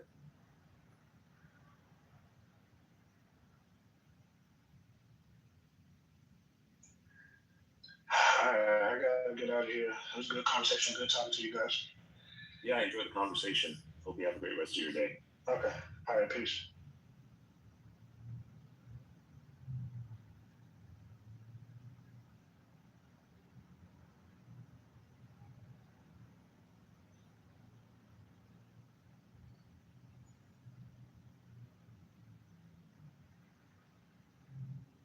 Put another link in the chat for anybody who wants that supreme knowledge when it comes to metaphysical science. I'm going to put that in there. There it is. I've been enjoying this extensively. I've been enjoying this right here. That link right there that I just put. If anybody just wants to compare. And what exactly is that information? Transcendental knowledge. And I just ask anybody, give it a week. Just listen to that for a week. 1 hour a day if you can, 15 minutes, whatever you can do. Okay, so I just bought a tire from you guys. Yeah, you have the Genesis done first, yeah? Oh, he's getting it. He already grabbed it. Oh. He must already know what I need. I couldn't get the car here because it's like down the street, so.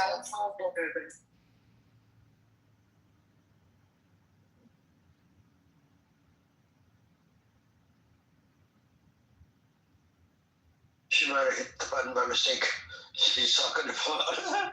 She's talking to someone. I think she's talking to me. That's funny. My bad, you guys. Like I had a blowout last night when the room was going on, and the room was getting so good. Tell me why I didn't even go to work. I just towed it to my house and been like, now I'm dealing with it today. I'm still in the same room. So bad for that. Y'all pray for me. May Allah guide me. I need my money. I should have been at work. I'm always at work. I live in California. I don't have a choice. I'll be experiencing some of that homelessness Dr. John is talking about, and we all need to get on the bandwagon to get it in order. Thank you very much. If we had a monarch, what is it called? It's a matriarchy. That would never be discussed. Can you imagine women being homeless? Oh, I see it all the time. And I don't really. Oh, I live in California, of course. California's like that. They got women homeless on the street in Well, California? they have multiple shelters and all types of programs for these women. So a lot of the women here are actually lazy because of all of the resources and things that LA offers, and Orange County as well. So it's kind of a weird system to where I really feel like the ones who really need the help don't really get the help, because the ones who don't want to do anything for themselves don't want to give up the help, if that makes sense. Wow. Yeah. I mean, I understand what's going on in other countries and the homelessness and the starving and all that, but that's definitely not the case here in California. Mainly, if you see someone homeless, they have chose to make very, very bad decisions over and over and over, or they have some type of mental illness, and that should also be taken very serious. But we can't let the people with mental illness take over all the homeless shelters, because they are getting the benefits, but they're not exercising the benefits into building something better for their children and practicing the mindset of getting off of assistance, using assistance to, get to the next level and staying consistent throughout your life. What you be talking about, John, I feel like is a lot of like when you be like, okay, well, people that can't work, like the elderly, like we need to take care of these people, which we do, and I understand, but in order for us to take care of those people, we have to have our needs met as well. That's right, exactly. And we all have rights as like lower income people. We all have rights, constitutional rights of how much government assistance that we can get and what we should have, and we all should have that.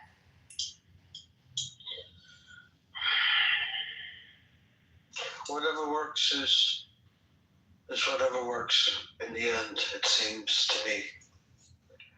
But yes, I see we have a methadone mile in Boston. So that's we're similar to down here, and they have and so all of those shelters down there, let's say like me, I don't do drugs, but they have many shelters down there that can take you the next day, because you're homeless, you need somewhere to sleep, but I don't do drugs. So it's like I'm not gonna fit in, and then I'm gonna be uncomfortable, and then like I'm gonna still be homeless, I don't do drugs, but I can be homeless any day living in California. Yeah. I hope that things change with the whole inflation of money, which is causing this to exist. Yep, definitely. And that's why you always see me get up early and, get my prayers in. I pray throughout the day and I stay at work because I don't want to be homeless. Yep, I hear you. Mm-hmm. And if you don't have that mindset down here, you will become homeless and you will become a burden on somebody and you will, be hungry. Yeah. It's where the citizenry has failed. And that's what I say, Dr. John. Like, it doesn't matter what we believe in, what religion or whatever. Like, we still all have to bust our ass to survive in this economy, in this world, no matter what religion we have behind. It doesn't matter. Yeah, that's right. The thing is that if you're ever homeless and you have your religion, well, depending on which one you follow, I guess you could say that you have a softer pillow to lay your head on. Of course you do. Yeah, and then you got your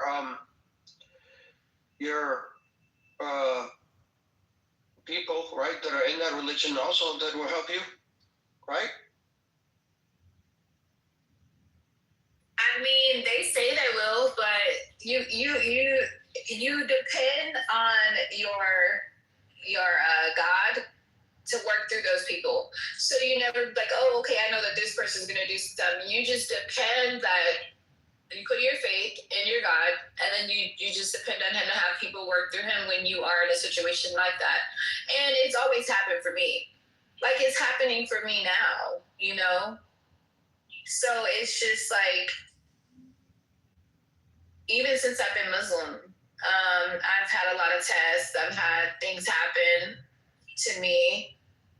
Thank you. And I have to call Uber, so you can just sit right there. I've had things happen, you know, on the freeway and all types of stuff. I was in a clubhouse room when I got pulled over one day, and everything just went fine or whatever. It's just like, thank you so much. I don't know. I think you just have to have faith in your God, and then he'll work through people. That's what I can say. Like, but no, there's never going to be some absolute character in your religion that you're going to be able to depend on. No, it's not how it works.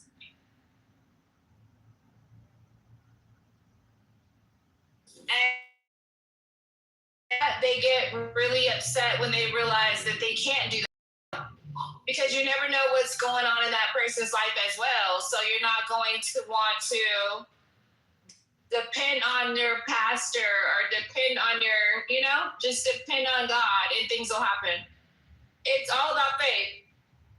Oh my God, it's a lot going on out here.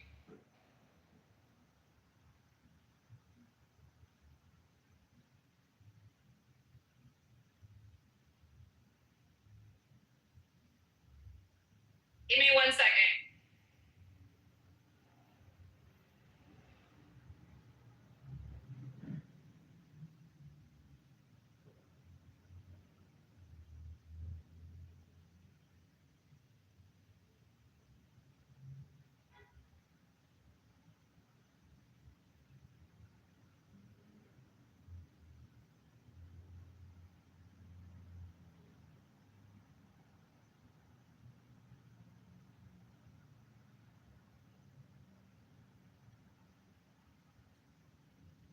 Yeah, so that's the best thing about religion is like you do get to rest some of your worries. Because worrying can make you look old. Worrying can stress you out. So religious believers, we have a choice not to be so worried. It's beautiful.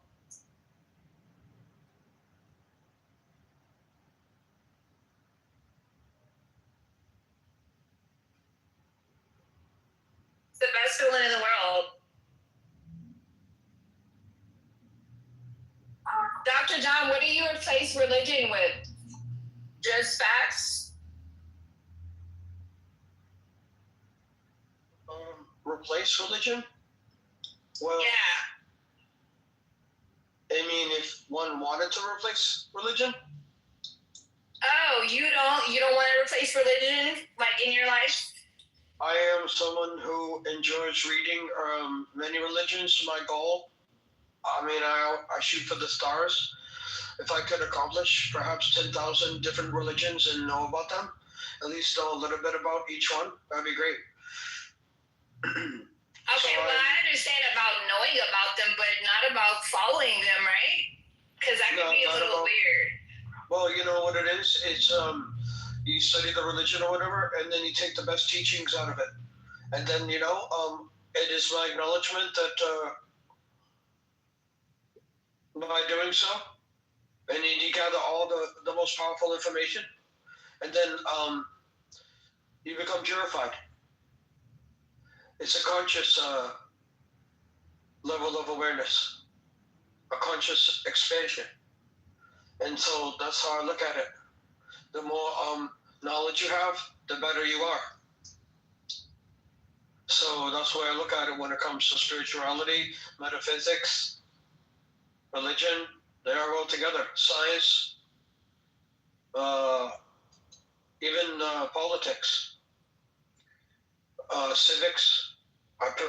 Perhaps that's a better word. So yeah. Physics? Yeah. Yeah. Oh, cool. Like in science? Yeah. Mm-hmm. Example.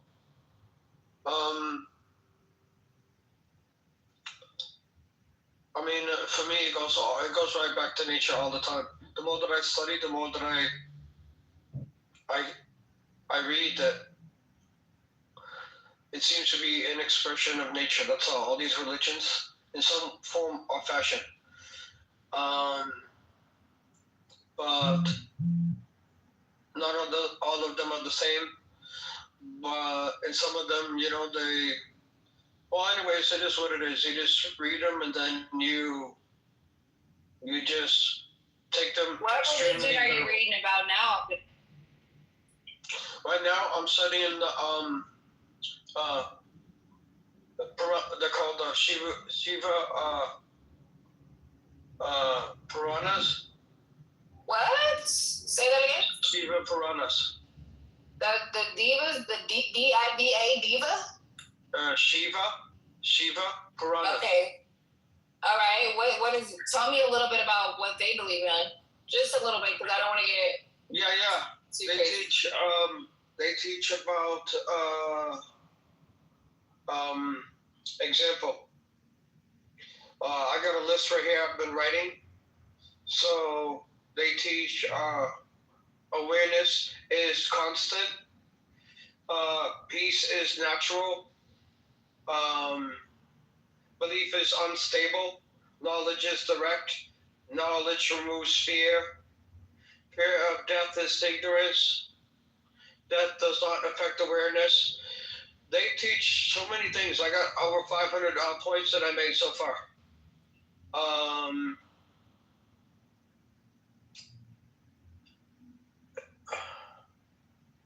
Om represents vibration. Yeah, I heard of that before. Yeah, I got literally 500 points, but let me see. Karma is consequence. Karma follows action.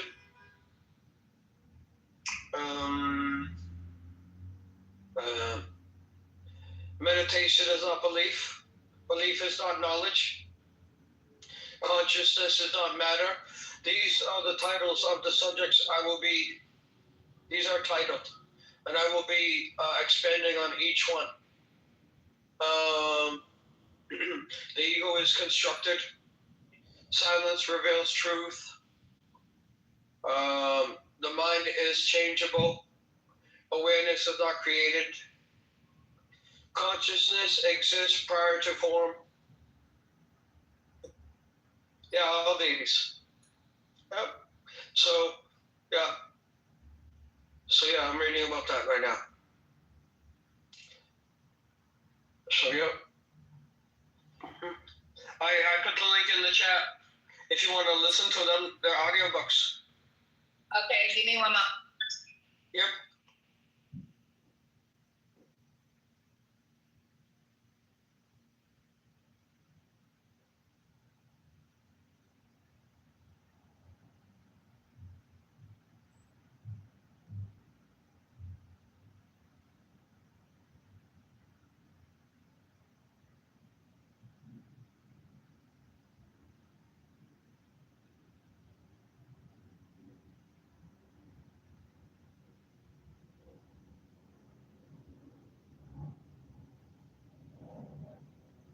So far, I like these the best, but so far, but there's a lot of faded, so I haven't studied all of them yet. But these ones so far, I like a lot. I can say I'm enjoying very much. Yeah, I like the presentation. I like how it's written. Yeah, I really like it. So this is one, but I mix it all together. Shamanism, animism, Sanatana Dharma, everything. Buddhism. I mean, I literally take from everything. I take the best. It's kind of like if you had a buffet and you pick the best food. So yeah, that's how I look at it. So some of the food in the buffet I won't pick. I don't like it. And when it comes to the Bible, the Torah, and the Quran, I'm not a fan. Because to me, when I compare these to other religions, they fall short when it comes to transcendental knowledge. And that's really what I've been studying a lot of, and where I can see the difference. They do chanting. I've done chanting before, but anyways, chanting, and we do mudras and mantras and yoga. So these are some of our practices. And we do idol worship. So, yep. Shamanism gets into ceremonies and rituals dealing with psychedelics. Ayahuasca ceremonies, psilocybin ceremony. When you're going over a ceremony with somebody, do you ring a bell, bangle every so often? So sometimes it depends on what type of tradition that ceremony is presenting based on the culture. There would be, let's say, hypothetically, a lunatic crazy person in the chat room right now who started chanting and raving and playing a triangle or ringing a bell. We might think of that as some kind of a ritual, or maybe on the off end, I might think of that person as a crazy person. And I'm thinking of Congressman right now. He is a literal lunatic, crazy person. Yeah. Oh, you if anybody in the room is aware, Congressman is a troll, at the very least, but at the very most, a lunatic. Seems you know him. Sorry.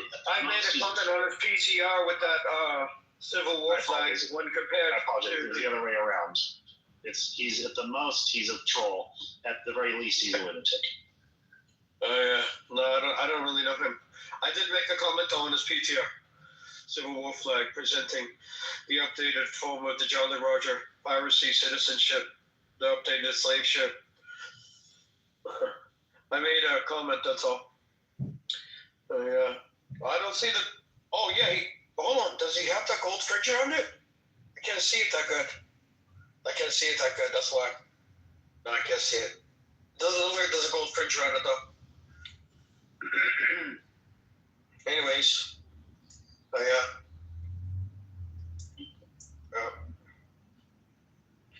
My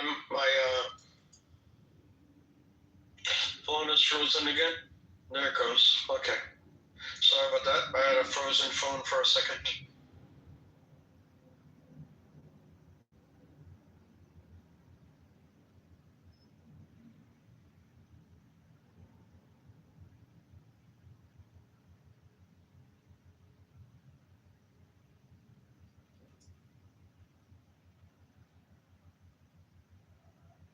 Dr. John, you were wondering the other day where in the Bible where it says that the devil killed anybody, right? Yeah. I've been looking for that scripture forever. Meaning like the face front of it all, to say that this little scripture where the devil's like, then the devil cut his head off and the head fell on the ground and rolled down the hill and blood splattered. I was looking for that scripture. I was looking for a crime scene, but I didn't find anything. But if you have the key to the Bible, which is a more of a, I guess, Gnostic perspective or esoteric, whatever word you want to use, you could prove it. You could prove the whole book is all demonic, 100%. But I wasn't looking for that presentation, I was looking for literally. I looked in Job. No, people were telling me go to Job. Sorry, they were wrong about that. I triple checked it. There literally is nothing according to my research. But hey, if anybody wants to present something, I will look it over. You know what I'm saying? I'm constantly updating.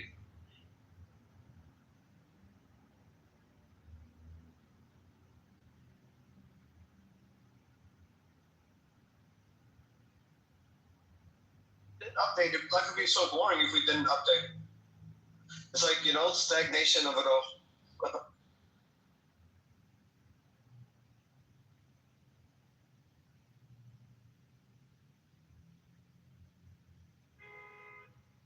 Wait, Sha, I gave you that link, okay, on the bottom. And if the news What link is that? that is certainly with the Shiva Puranas. Oh, the new religion that you're studying. Yeah. Yeah, I gave you that, and you can do what you want with that. I'm gonna talk to you real quick. Yeah. But if you ask, I don't know if I have a favorite. I don't know if I have a favorite, but I can say that I enjoy powwows and ceremonies with indigenous people. I can say that much. Yeah, the drum. I love the drumming. I love the shamanic experience. I really enjoy that. Really, out of everything that I've studied. The ring? Yeah. Yes. My neighbor, he has a drill who's gonna come by. Thank you, Mom. Thank you. You too.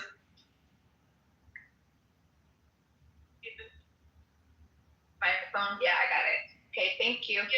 You too. So if you are going, John, if you're looking at Job 1 through 19, what you're going to find is that Satan kills around 10 people in the Bible.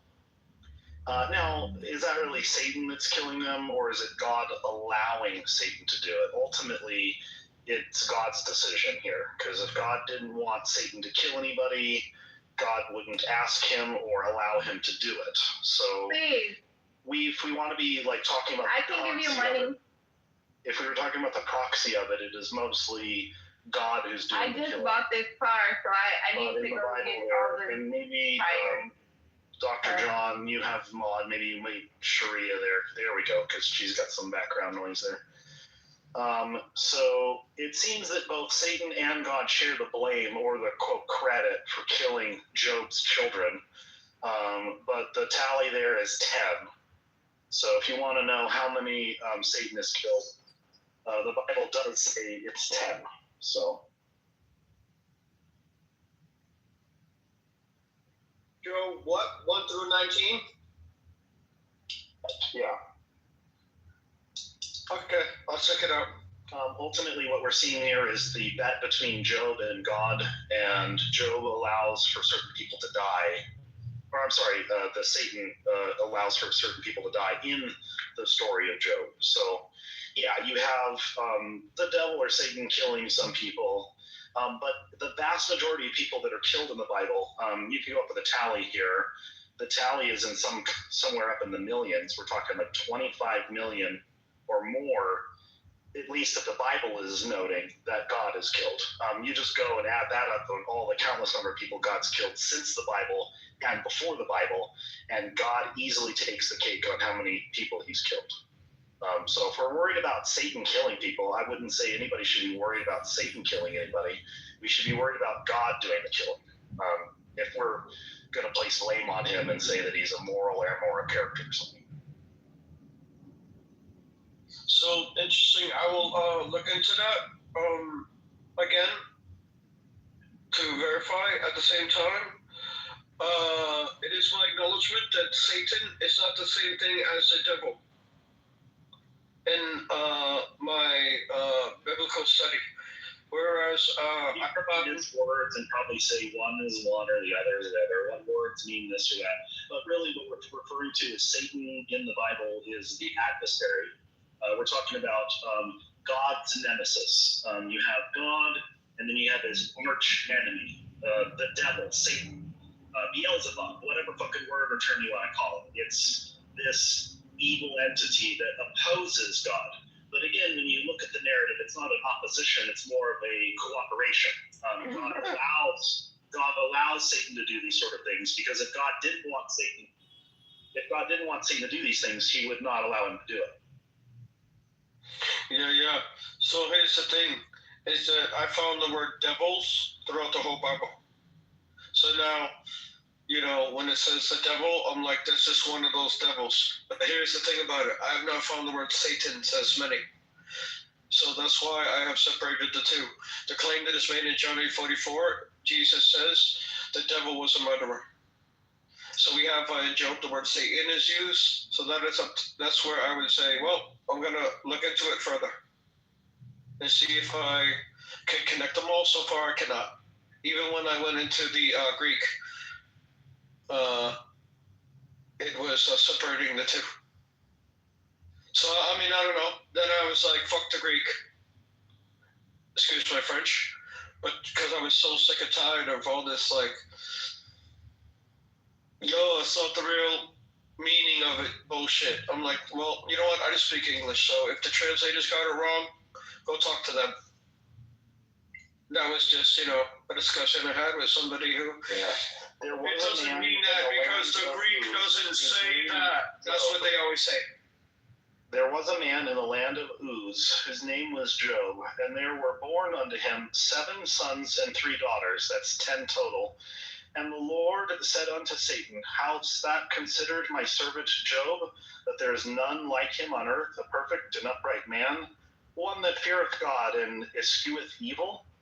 Then Satan answered the Lord, Put forth thine hand now, and touch all that he hath, and he will curse thee to thy face. And the Lord said unto Satan, Behold, all that he hath in thy power only upon himself. Put not forth thine hand. So Satan went forth from the presence of the Lord. And there was a day when his sons and daughters were eating and drinking wine in their eldest brother's house. And behold, there came a great wind from the wilderness, and smote the 4 corners of the house. And it fell upon the young men, and they are dead.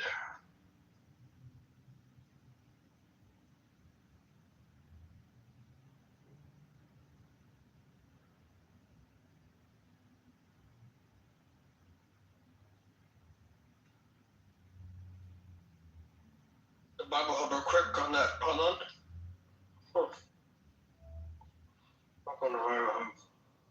The current tally we have so far in this verse, God kills 2,821,364 people, and Satan has 10.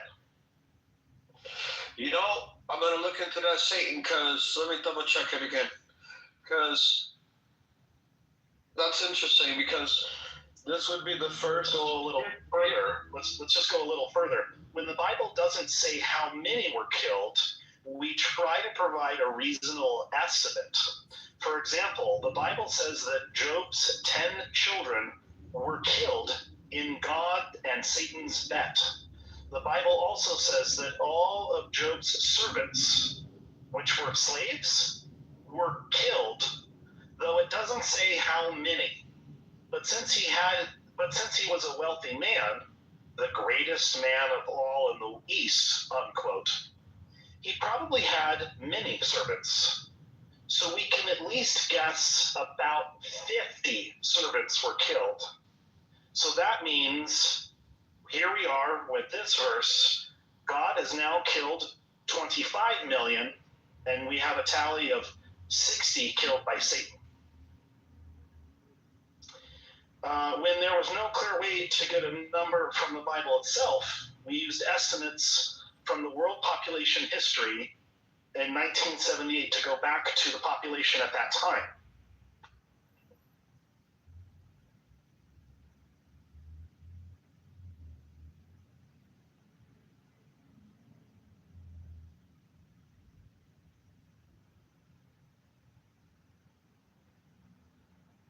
John, you got any pushback on that? I've done the Joe breakdown before. I'm trying to look into it again. Assalamu alaikum, Kufu. On another day, the angels came to present themselves with the Lord, and Satan also came with them to present himself before them. Okay. And the Lord God said to Satan, "Where have you come from?" All right. Satan answered the Lord, "From roaming throughout the earth, going back and forth on it." Okay. Oh, this is the wrong one. Sorry about that. I pressed the wrong button. 1 minute. Sorry about that. Okay. Does God fear? Okay, where's that one? So I gotta go to Job. Let me go check out the Bible. 1 minute, y'all. Pardon me.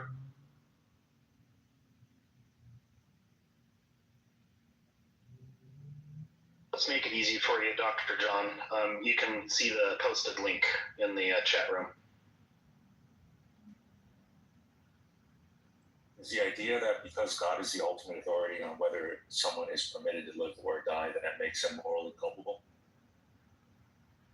No, it's how God kills people. It would make him morally culpable. If God is just in doing it or not. If God is unjust in the killing, then that would make him morally culpable, or at least morally questionable, where you can at least say, yeah, I mean, God could have done that a different way. Surely he could have.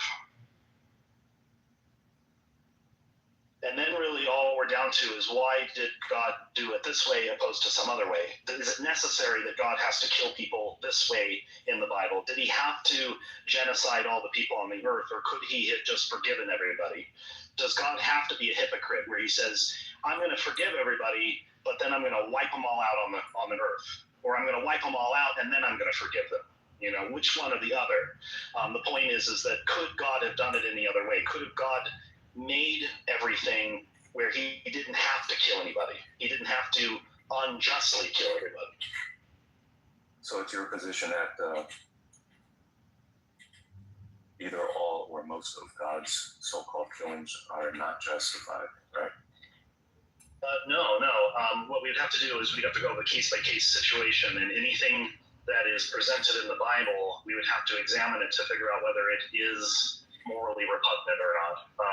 Usually what's going to happen is, me as an outsider who has a brain, who can think about morality, I'm going to easily be able to say, yeah, that thing that God did is repugnant. It's bullshit. It's fucked up. But from a believer's point of view, from your side, if you were kissing God's ass, licking his taint and his balls, you've got his balls deep in your mouth, you love him so much, you could never say God could ever be held accountable for anything. You could never admit God could ever do anything wrong. You could never, ever in your mind ever imagine that God could be the bad guy here. Always and forever, in your mind, in your belief, in your view, God is always the good guy. If that were my position, you'd be able to identify it by the reasons that I give for that position, but that's not necessarily my position. That's right. I don't know your particular position, but the position of most believers, of Christians, are that they are going to not say that God is the bad guy. Because why? Why would they do that? They would not be a Christian if they think that the God is the good guy.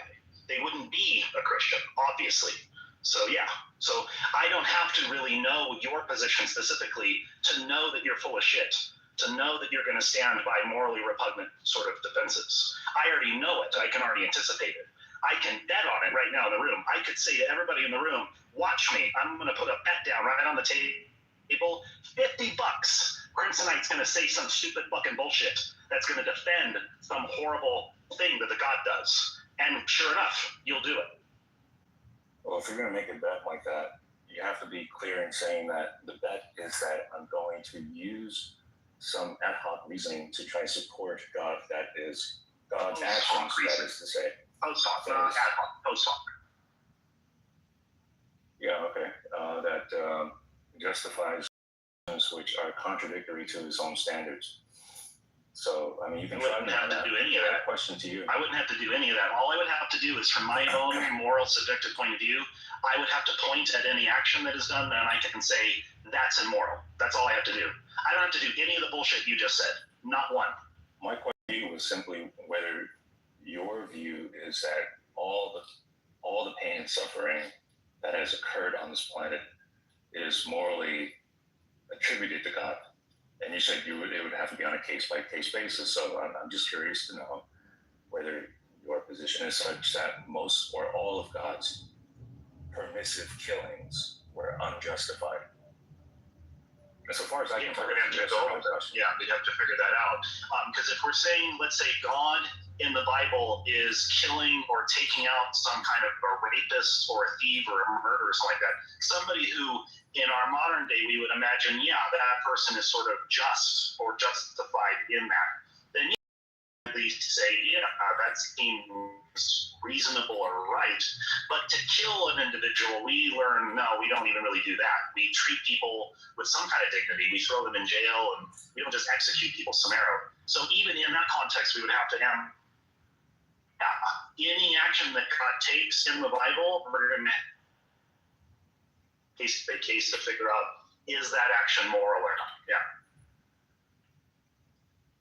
Really all we're doing is we're boiling it down to show everybody in the room can recognize that God's morality and humans' morality are different, at least in the sense that man's morality is superior. Secular morality is superior than sort of the morality of a God. And it's his opinion anyway. It's ultimately what he decides and what he thinks is right and wrong versus what we think is right and wrong anyway. So I don't believe that's the case, though. I think it's the same standard. I do happen to believe that God's conduct has nothing contradictory to his own standards, but would you say that the case of Job was the prime example of an unjustified killing? I don't know about justified or unjustified. I don't know what justification there is there. If there isn't any justification, then we're left with it being unjustified by definition. But yeah, I'm only referring to Job in response to Dr. John, which is he was wondering how many blames of death do we put on Satan? And when you read the Bible, the number is extremely low. People don't really equate in their mind that God is the arbiter behind deaths on this planet Earth. They seem to disconnect that, and they want to think that maybe the bad stuff that occurs on this planet is not due to God. But anybody who understands theology, studies the Bible, thinks about God for just 5 seconds can recognize that all things tie back to God if he exists. All of the responsibilities of all the shit that's happening on this earth always go back to fucking God. It's always his fucking problem. It's always his fault. It's always his fucking deal here. So we don't have to worry about people. We have to worry about God and his decisions and the things that he's made up here. Right on. I mean, like specifically, if you see somebody walking, a bunch of people walking in New York, example, and then all of a sudden you're across the street or something, and you see this man walk up behind somebody very fast. He's getting closer and closer to him. He pulls out a gun, puts it to the back of his head, and blows his brains out right there and keeps on walking. Now, if you see that going on, right, are you going to say that God did that? No, you're going to say that man ran up. You know what I'm saying? Is that a question? Is that a question to me? Oh, no, this is a question I'm going to answer myself respectfully. Where I'm just giving an example out loud in the room, kind of for everybody. Yeah, then you can answer it after, no problem. I'm just giving a hypothetical. A man, he runs up in back of another man. They were all walking. He pulls the gun out, right? Boom! He blows his brains out, and then he keeps on walking. And then everybody's like, oh, no, screaming, everybody, and I saw it happen. I was across the street. Who's at fault for that? Yeah. I'm going to say that man who did that is his fault. Yeah. And I got the description and all that. When the police come, they ask me, what did you look like? Now I'm giving the description. Now, am I going to say that God did that? So what we can go on the very baseline. We can go on the very lowest level, the very beginning starting line, and say, yes, the person who pulled the trigger was at fault. But then if you start adding on things to the story, if you say, well, the man was created by a God and the universe was created by a God, well, then now you have to take a step away and go, well, it wasn't his fault directly. It was the fault of the being that created the situation. It was the being that made that person and the situation of the gun and the alleyway and the street and the other people walking there, and all blame would eventually trail back to God, because you have to then admit or deny, one or the other, that God is all-knowing and he's all-powerful and or he's all good. And if you throw all those combinations together, then no bad or evil actions could ever occur on Earth. But, Dr. John, I'm sure you're well aware of the problem of evil that we have, that exists on this Earth. I really hope Crimsonite understands that we have what's called the problem of evil that exists on planet Earth. And the problem of evil is very simple. It's to say, if there is this God that you believe in, Crimsonite, that you are telling me that is this really great, wonderful guy. He's an all-good God. He is all good. He's all powerful. And he's all knowing. If that is the case, then evil can't exist, because God knows that evil exists. He can eradicate it because he's all powerful, and he's all good. He wouldn't allow for evil to exist. So it literally could not exist if God is all three of those things. But if Crimsonite and Dr. John, if either one of you want to take away one of those three things about God, you want to say God is not all-knowing, then that's cool. Then that means God doesn't know about the evil that's happening, or the guy that's walking down the road with a gun, and he's going to shoot somebody. He doesn't know about that situation. Okay, if you don't want to say that, maybe you say God is not all good. But that makes perfect sense. There's evil in the world because God's not an all-good God. He allows for evil because he's not all good himself. God is partially evil himself. Okay, maybe God is not all-powerful. Maybe he is all-knowing and he's all good. Maybe you guys want to just go with that. But he's not all-powerful. He knows evil is around. He's a good guy, doesn't want evil, but he's a fucking bumfuck. He can't do anything about it. God has his hands cut off. He's not all-powerful. He's some dimwit who made the universe, did all this, but can't actually do all things. God has his hands tied in some ways. He can't do this, can't do that. He's not all-powerful. So whatever you want to do, Dr. John or Crimsonite, whatever you want to do to say God is not all-knowing, not all good, or not all-powerful, just say one of those three things. Admit that God is one of those three things, that he's lacking in one of those three things, and we're all good. That makes sense why a guy can walk up behind somebody, shoot him in the head, and walk away. That makes sense. God allows it. God wants it. God demands it, whatever that is the case. If you want to stand and say that God is still those three properties, now you've got the problem again, the problem of evil. You're going to have to figure some way out of this shit. So you got to pick a lane. Either God is all three of those things and you have the problem of evil and you're going to find some other way to explain it, or God isn't all those three things. He's not all knowing, he's not all powerful, or he's not all good. Maybe he's none of those three things. Maybe, Crimsonite, God doesn't even exist, right? Maybe it's a possibility that this God that you believe in, Crimsonite, is fucking bullshit. It's made up and it's in your head. Maybe. I'm fully open to the possibility that Christianity could be wrong and that the God of Christianity does not exist. That's not to rule out the possibility of God altogether. However, now I wouldn't say you rule out the possibility of God altogether. Yeah, I wouldn't say that. Yeah, don't do that. Your attempt at giving an internal critique against the Christian God fails on the basis of having false assumptions and premises. You're not working with a full set there, and that's what makes it. No assumptions, no false premises, because I personally, I don't want to make assumptions about things, and I personally don't want to make false premises about things. So those two things that you said are utter bullshit. Now, what you want to do is you're going to have to pick out specifically where I said anything. Be nice. Yeah, real quick. I'm almost finished. Real quick, I'll mute up here. Now, what you're going to have to do is you have to come back and say specifically where I was doing those things that you say. And if you fail and you can't do that, if you say that I'm making an assumption and I tell you no, I'm not, or if you say that I'm making some assertion and no, I'm not, well, then we found out that all of your rebuttal here was all just a waste of time. So let's go through that. What specifically assumption am I making, or what specific claim or sort of a thing that I'm stating that isn't backed up with anything? Let's go with that and let's find out where this is all false. Sure. The first assumption is that the Christian God, supposing that he has the triomni properties, the assumption is that he can and is obligated to prevent the occurrence of all evils without violating their autonomy. That's right. And what we can do there is I'm not making an assumption, because now you're wrong there. And this is how I prove you wrong.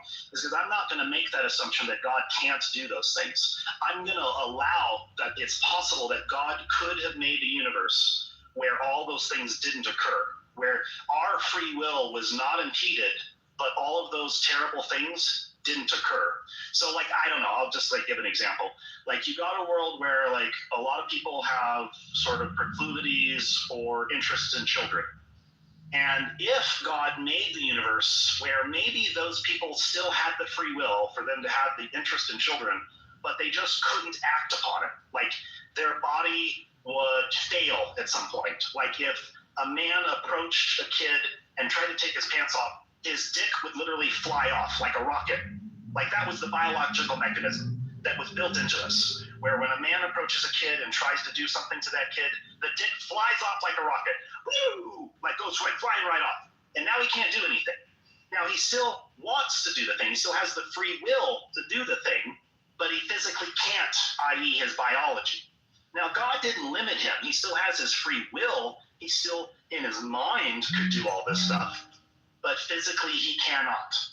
So God could still make a universe in where you still have all your freedoms, all the things that you could freely choose X, Y, and Z, but not have any of the bad outcomes, not any of the unintended or the unnecessary suffering. And the unnecessary suffering is the most important part. We can go on and on about, does God allow suffering and all this stuff?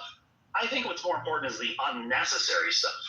Like if God can't even simply stop the unnecessary stuff, like good is he, right? In any term of morality.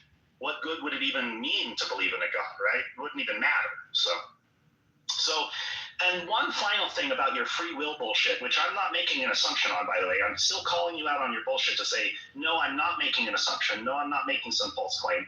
I'm still telling you you're full of shit, Crimsonite. Your eyes are brown.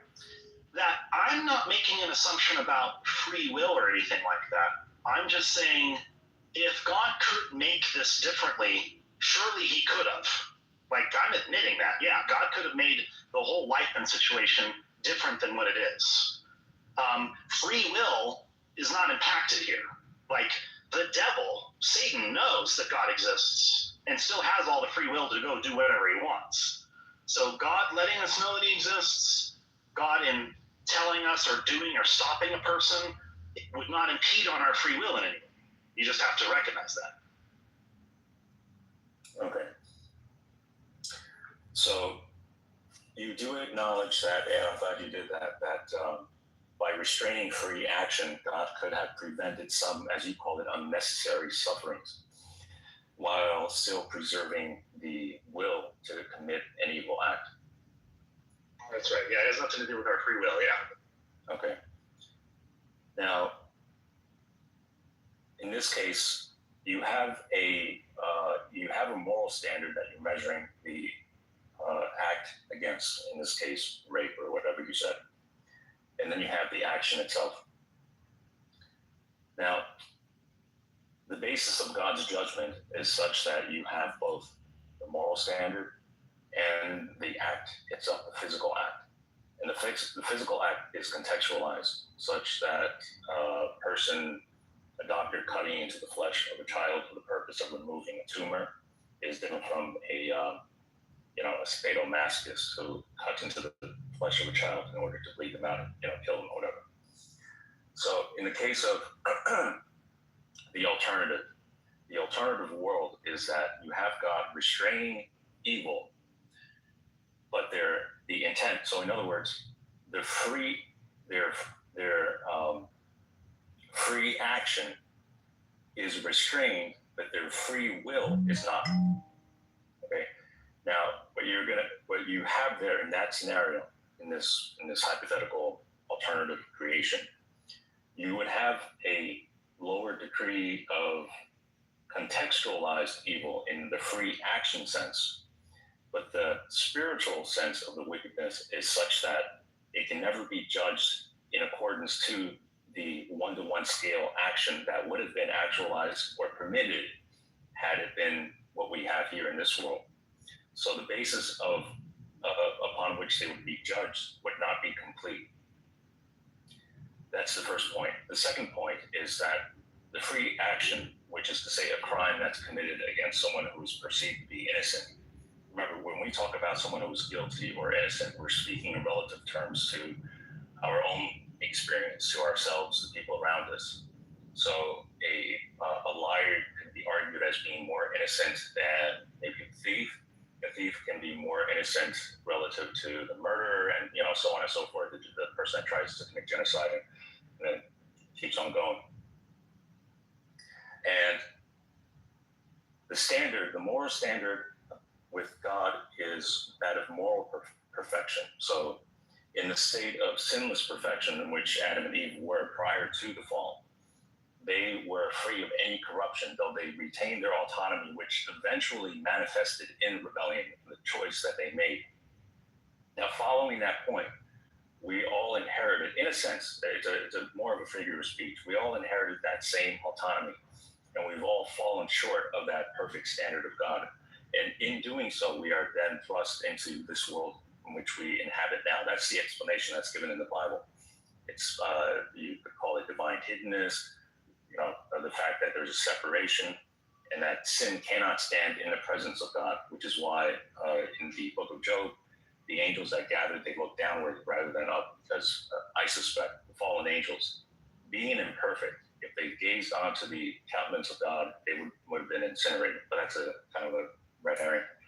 So what I'm saying is, when we look at someone who, superficially speaking, has the appearance of innocence, it's not to say that they are not deserving of the negative consequences of living in a fallen world, so that they suffer the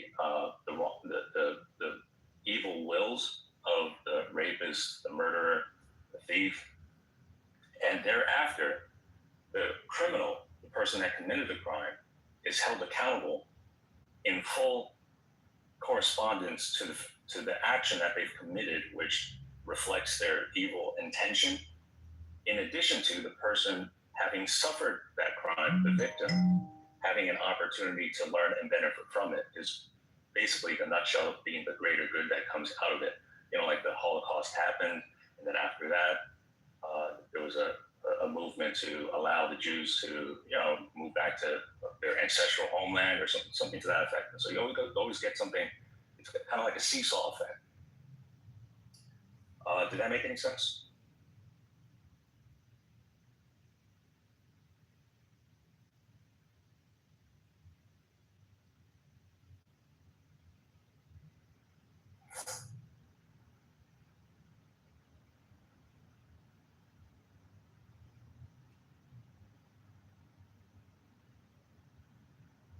Mark, right there.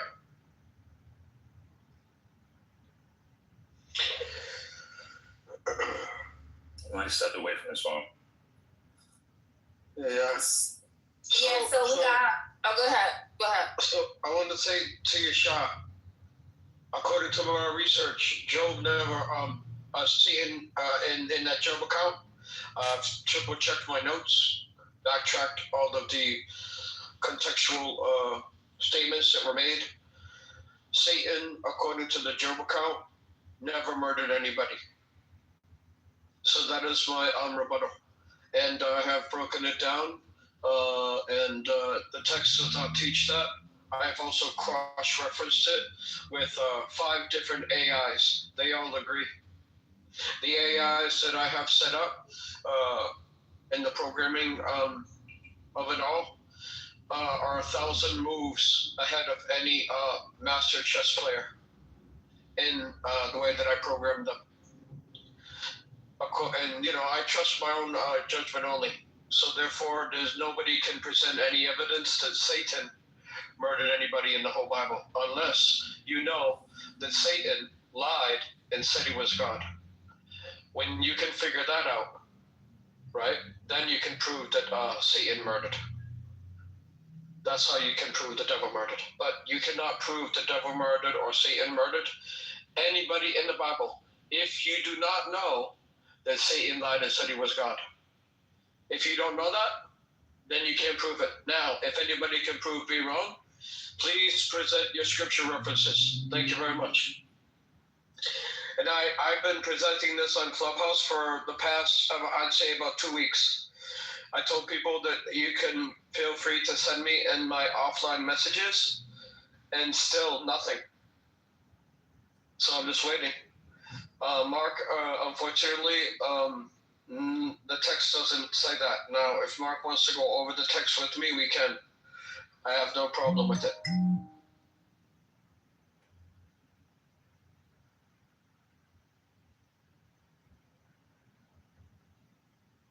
Does anybody want to present any evidence using the Bible that Satan, the devil, or Lucifer, or whatever, murdered anybody? According to John 8:44, Jesus made the claim, respectfully, Jesus made the claim saying, you're of your father the devil. He was a murderer from the beginning. And there we go. So I'm looking for that murder. And I did not find it yet, according to my research. Respectfully, thank you very much. I think I largely agree with that. I don't think the Bible ever implicates Satan as having committed any direct act for the purpose of murdering anyone. The closest that you'll get is either in the book of Job or in Revelation, where in the case of Job, Satan was permitted to go out and attack Job's loved ones. But in the narrative, it says that there was a heavy wind came and blew down the house, and it crushed, Job's kids as they had their gathering. So, and in the book of Revelation, you have these demons that come out of the bottomless pit, and then they, it gives them a description. They wear armor, and they have like insect and various, kind of like a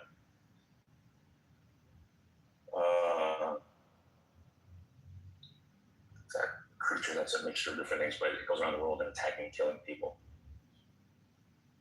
But in the Gospel of John, I believe Jesus was mainly reflecting on the intentionality of Satan being that of malevolence, rather than directly inciting any violence.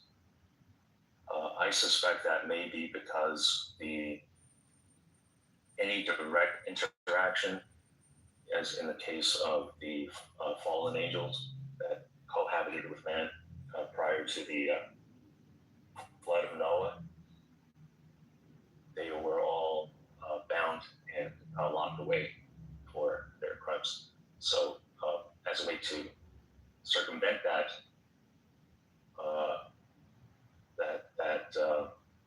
law of interference, direct interference, I suspect maybe Satan incites people to do things for him. But in the book of Job, it's not exactly clear.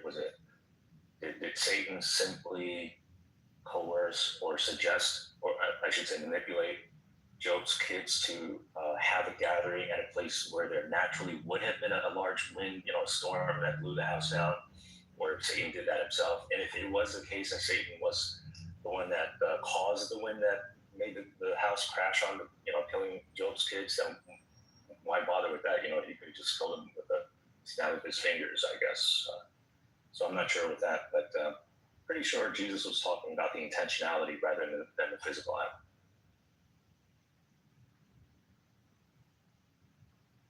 Okay, thank you very much for that.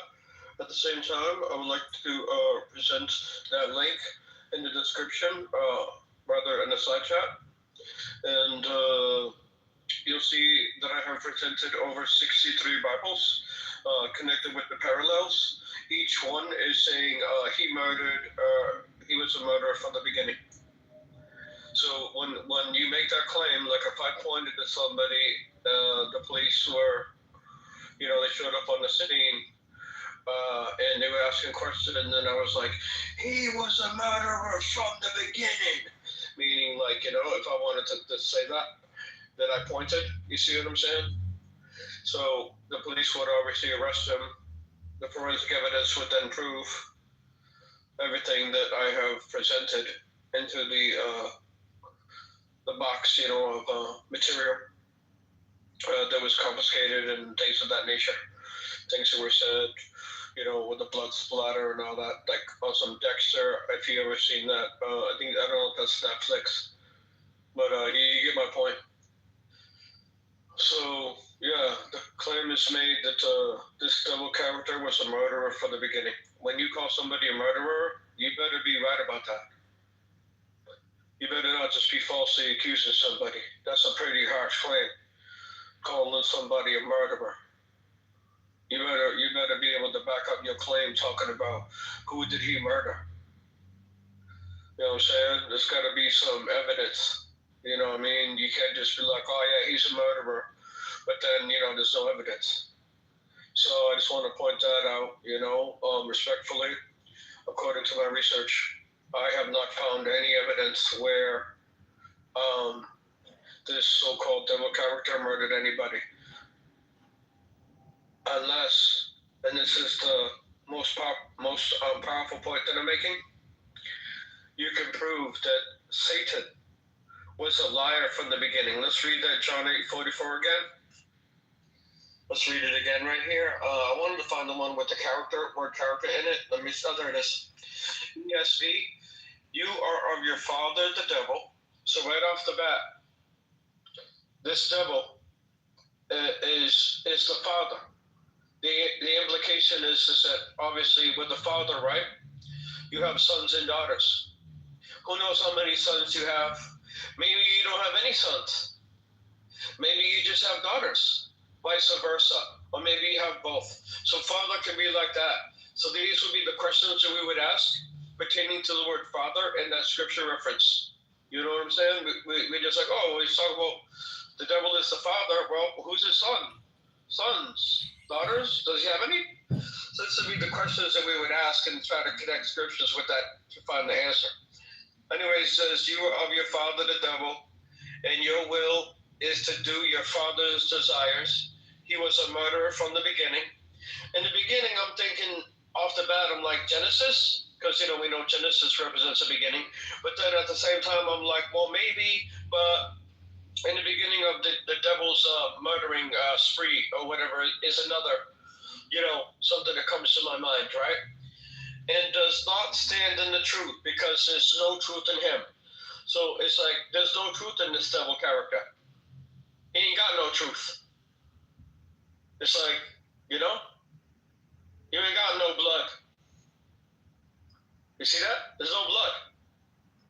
So if I find blood, then, I was incorrect. Either I lied intentionally or I spoke ignorantly. So here we see that it says that there's no truth in this devil. In other Bibles, CEV, and I quote, everything the devil says is a lie. And you can keep running with that. I'll give you the link after. Oh, I already put the link in the chat, excuse me. But then he says, in him, and he lies, he speaks of his own character. So I'm like, he lies about his character. So I'm thinking like, wait a minute. If he's playing the character of the devil, and he lies about his character, if he's playing the character of the devil, and he lies about his character, what character would he want to be?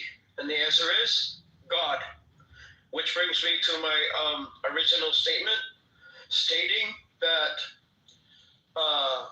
the devil lied and said he was God to the readers. It's a third person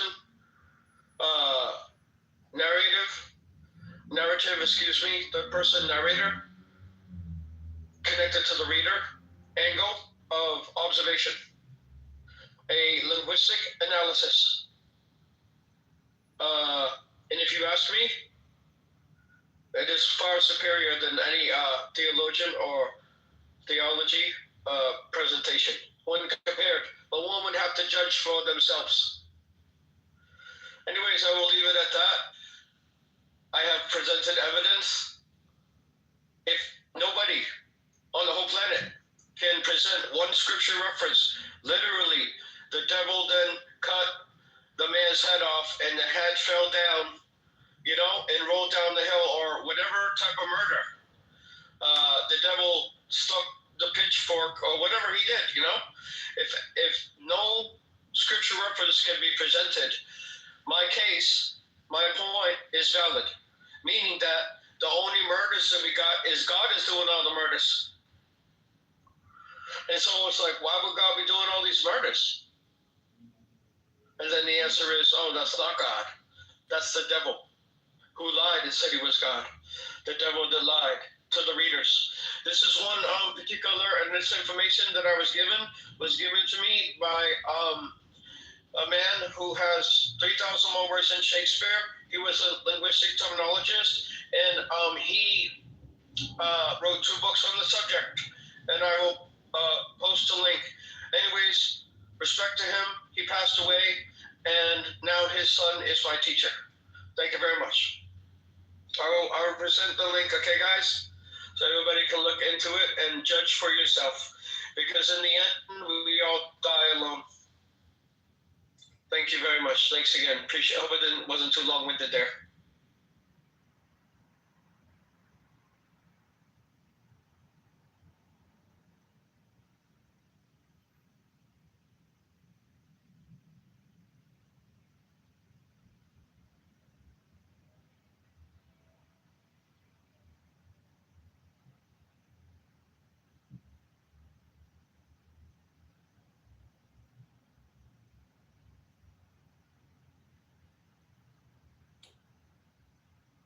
Yo, so, oh, okay, my bad.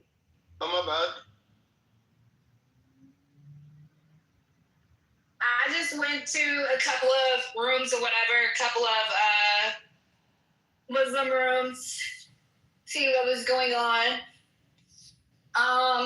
Yeah, one room is talking about hijabs, or whatever, which I do notice that is, I don't think that you have to wear a hijab everywhere you go, but you will eventually start wanting to. But yeah. And then what else I seen? Not much really going on in the hallways. I think this room is the best room going on Clubhouse. Let's give us a hand. Woo! And it's been that way ever since I started opening rooms. We welcome everybody. Everybody's opinion. You may get beat up. You may lose or win a fight. But you're always going to be welcome back with open arms. And we love you for the sake of Allah. And for the sake of all of you guys' beliefs. Because at the end of the day, you are not a reptile. You are a human being. And you deserve a place to be heard. And this is the place. I'll end there. Very much. Give me a shout out. This room was pretty live yesterday. For sure. That shit was packed yesterday. Last night. All through the day and night. Yeah, she was packed. And it's not really about, it doesn't matter if we close it down and start another one. It's about the quality of the people that attend and the different edifying information, whether it comes from an atheist. And there's things that people say about atheists or people who don't believe, but that I can't really get with because I was a non-believer for about a year and a half before I started dealing with Islam and believing in the Prophet Muhammad, peace be upon him. So I dabbled in the life of Christianity, Hebrew Israelites. I don't know if atheism, because they said I believed in God still, so it was just like something going on, but yeah. I chose Islam because it is peaceful to me. And I believe everybody has the right and the privilege to choose whatever they want to be a part of and whatever they want to believe. I don't believe anybody should be forced, religion should be forced upon anyone. I don't believe that if you, like I'm hot today, so I'm going to go out, I'm going to be dressed nice, but I'm no hijab. You shouldn't be crucified. The intentions of your heart is pure. You're a woman of God. Allah is leading your life. You can't be messed with. Nobody can take your deeds from you. So yeah, this is just so peaceful. Like, it's such a peaceful religion at the end of the day. Like, communists, I know you have some pushback, but at the end of the day, you wish you was a Muslim. Regards to what? I'm getting somebody in my inbox right now being mad at me. As we speak, a Muslim. Oh, I'm mad at you. You do this, you do that in your rooms, Like, what am I supposed to do to please you guys? Like, you get a green bean, whatever the hell that's supposed to mean. That lets y'all know that a green bean don't get you respect in my rooms. It just gives you protection of yourself. People still cannot like you. People still can come in here and they will talk you into in a corner. And then you'll be like, okay, well, I'm just gonna leave. And that's fine. You're always welcome to come back. But I give you guys the protection of yourselves. I have a Muslim brother that's upset. A woman came into our room, and she's a woman. And he wanted to speak on the woman. She's a woman, first of all. Come on, guys. She's a woman.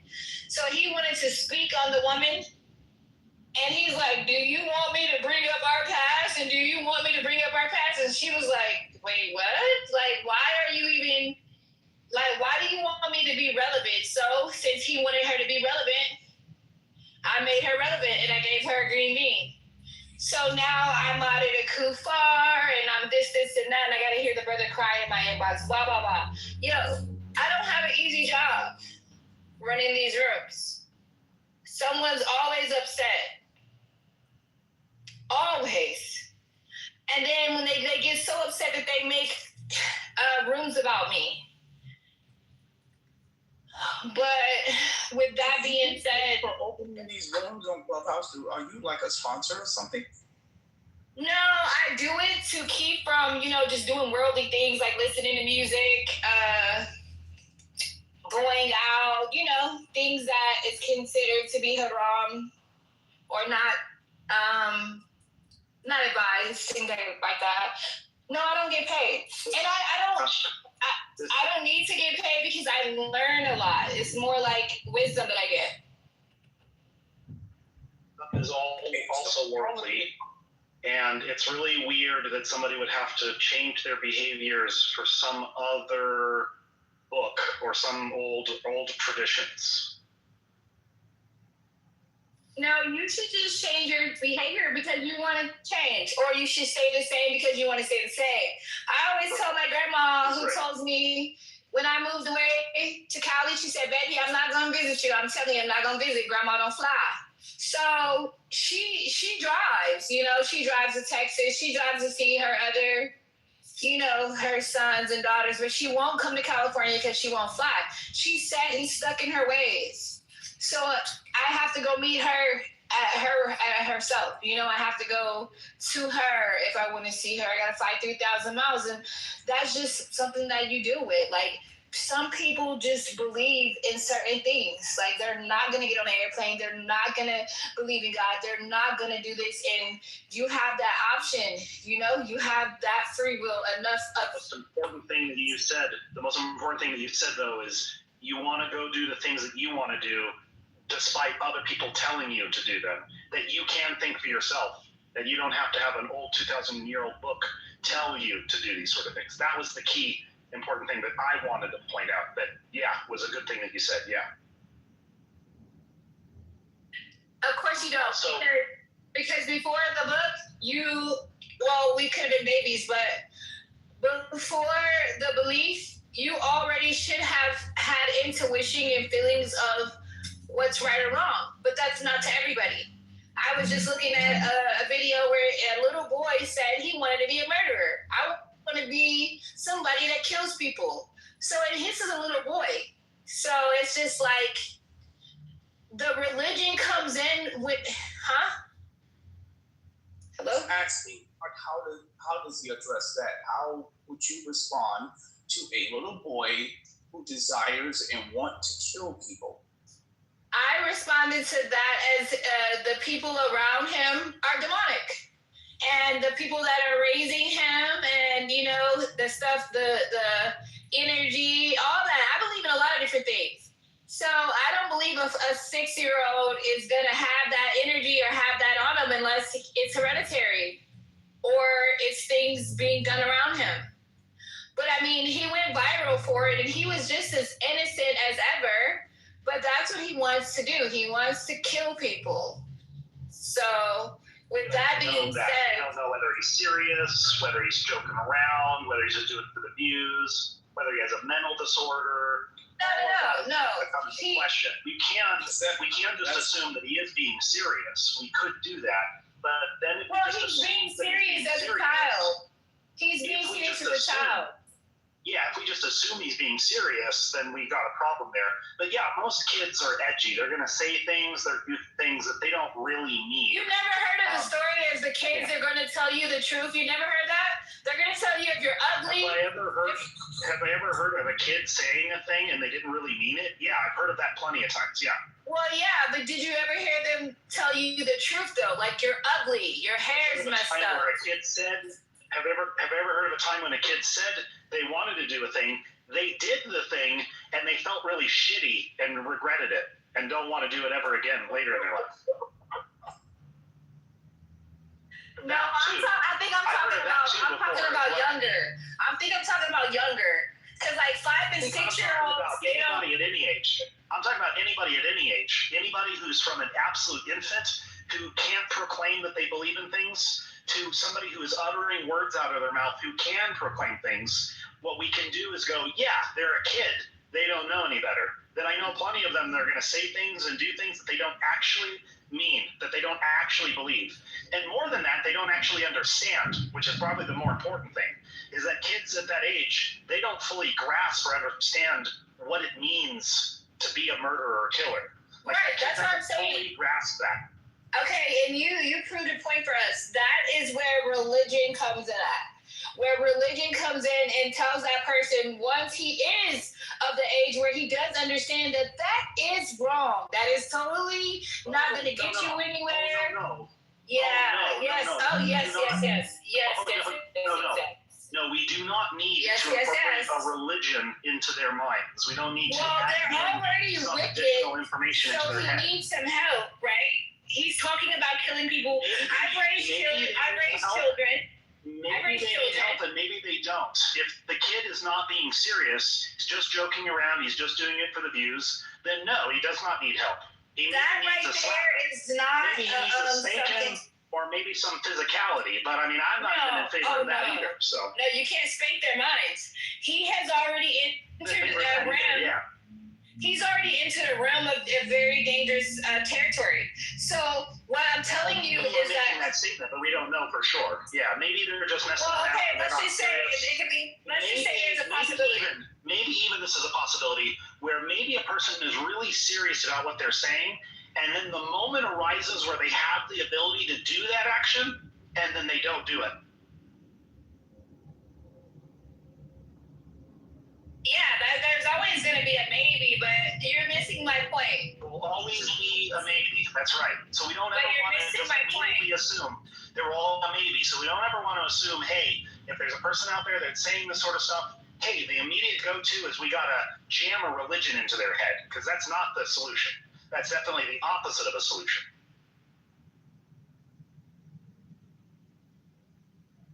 Would also impress, even if we're talking about kids here, no matter what they say, no matter what they do, we as population, as people on Earth, should never be teaching children about any religions ever on this planet Earth.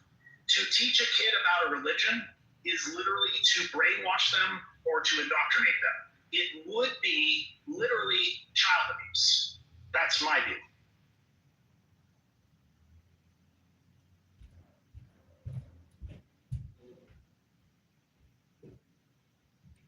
So it's more like not giving the child the ability to make his own choices or whatnot. So programming religion into his mind takes away and exterminate those choices. Gosh, communist, have you ever seen Clockwork Orange? Well, I've heard of it. That movie, Clockwork Orange, there's an exact example of where you have people who are in the movie. It's a Quentin Tarantino film. I want to say it's one of these films that's made by a guy who really loves violence and stuff like that. But the movie is about a bunch of thugs in the UK, and I don't want to give away too much of it because you gotta watch it. But in the middle of the movie, they are forced, with their eyes open, to watch a thing. They were indoctrinated and forced as adults to accept and believe a kind of programming. So you're right, communist. Yeah, it's like some kind of like a brainwashing.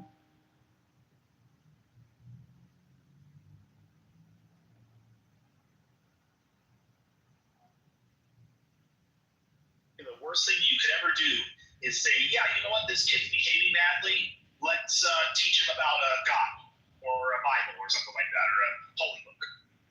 Seems like the height of irresponsibility.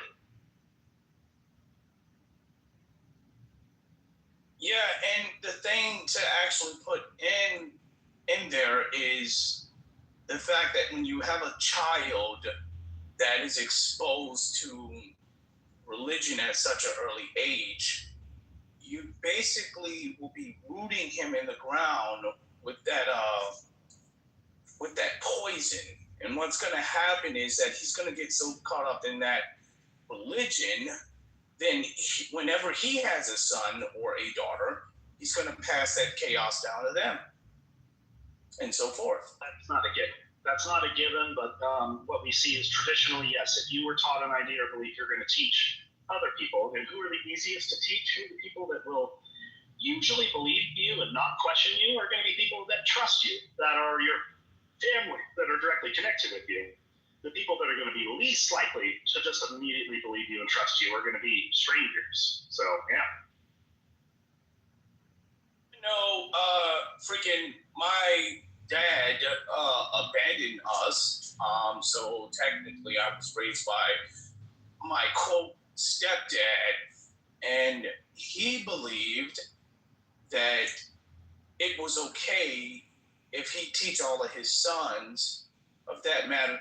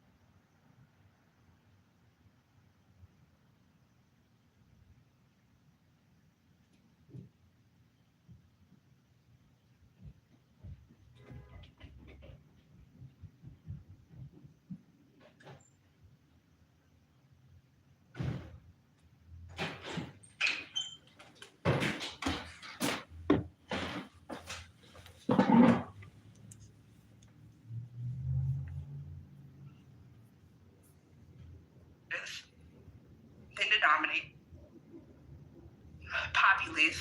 Our culture has been bruised. Our family structures have been bruised. Our values have been bruised and stretched out. Y'all, men have directly been attacked. So in our community, these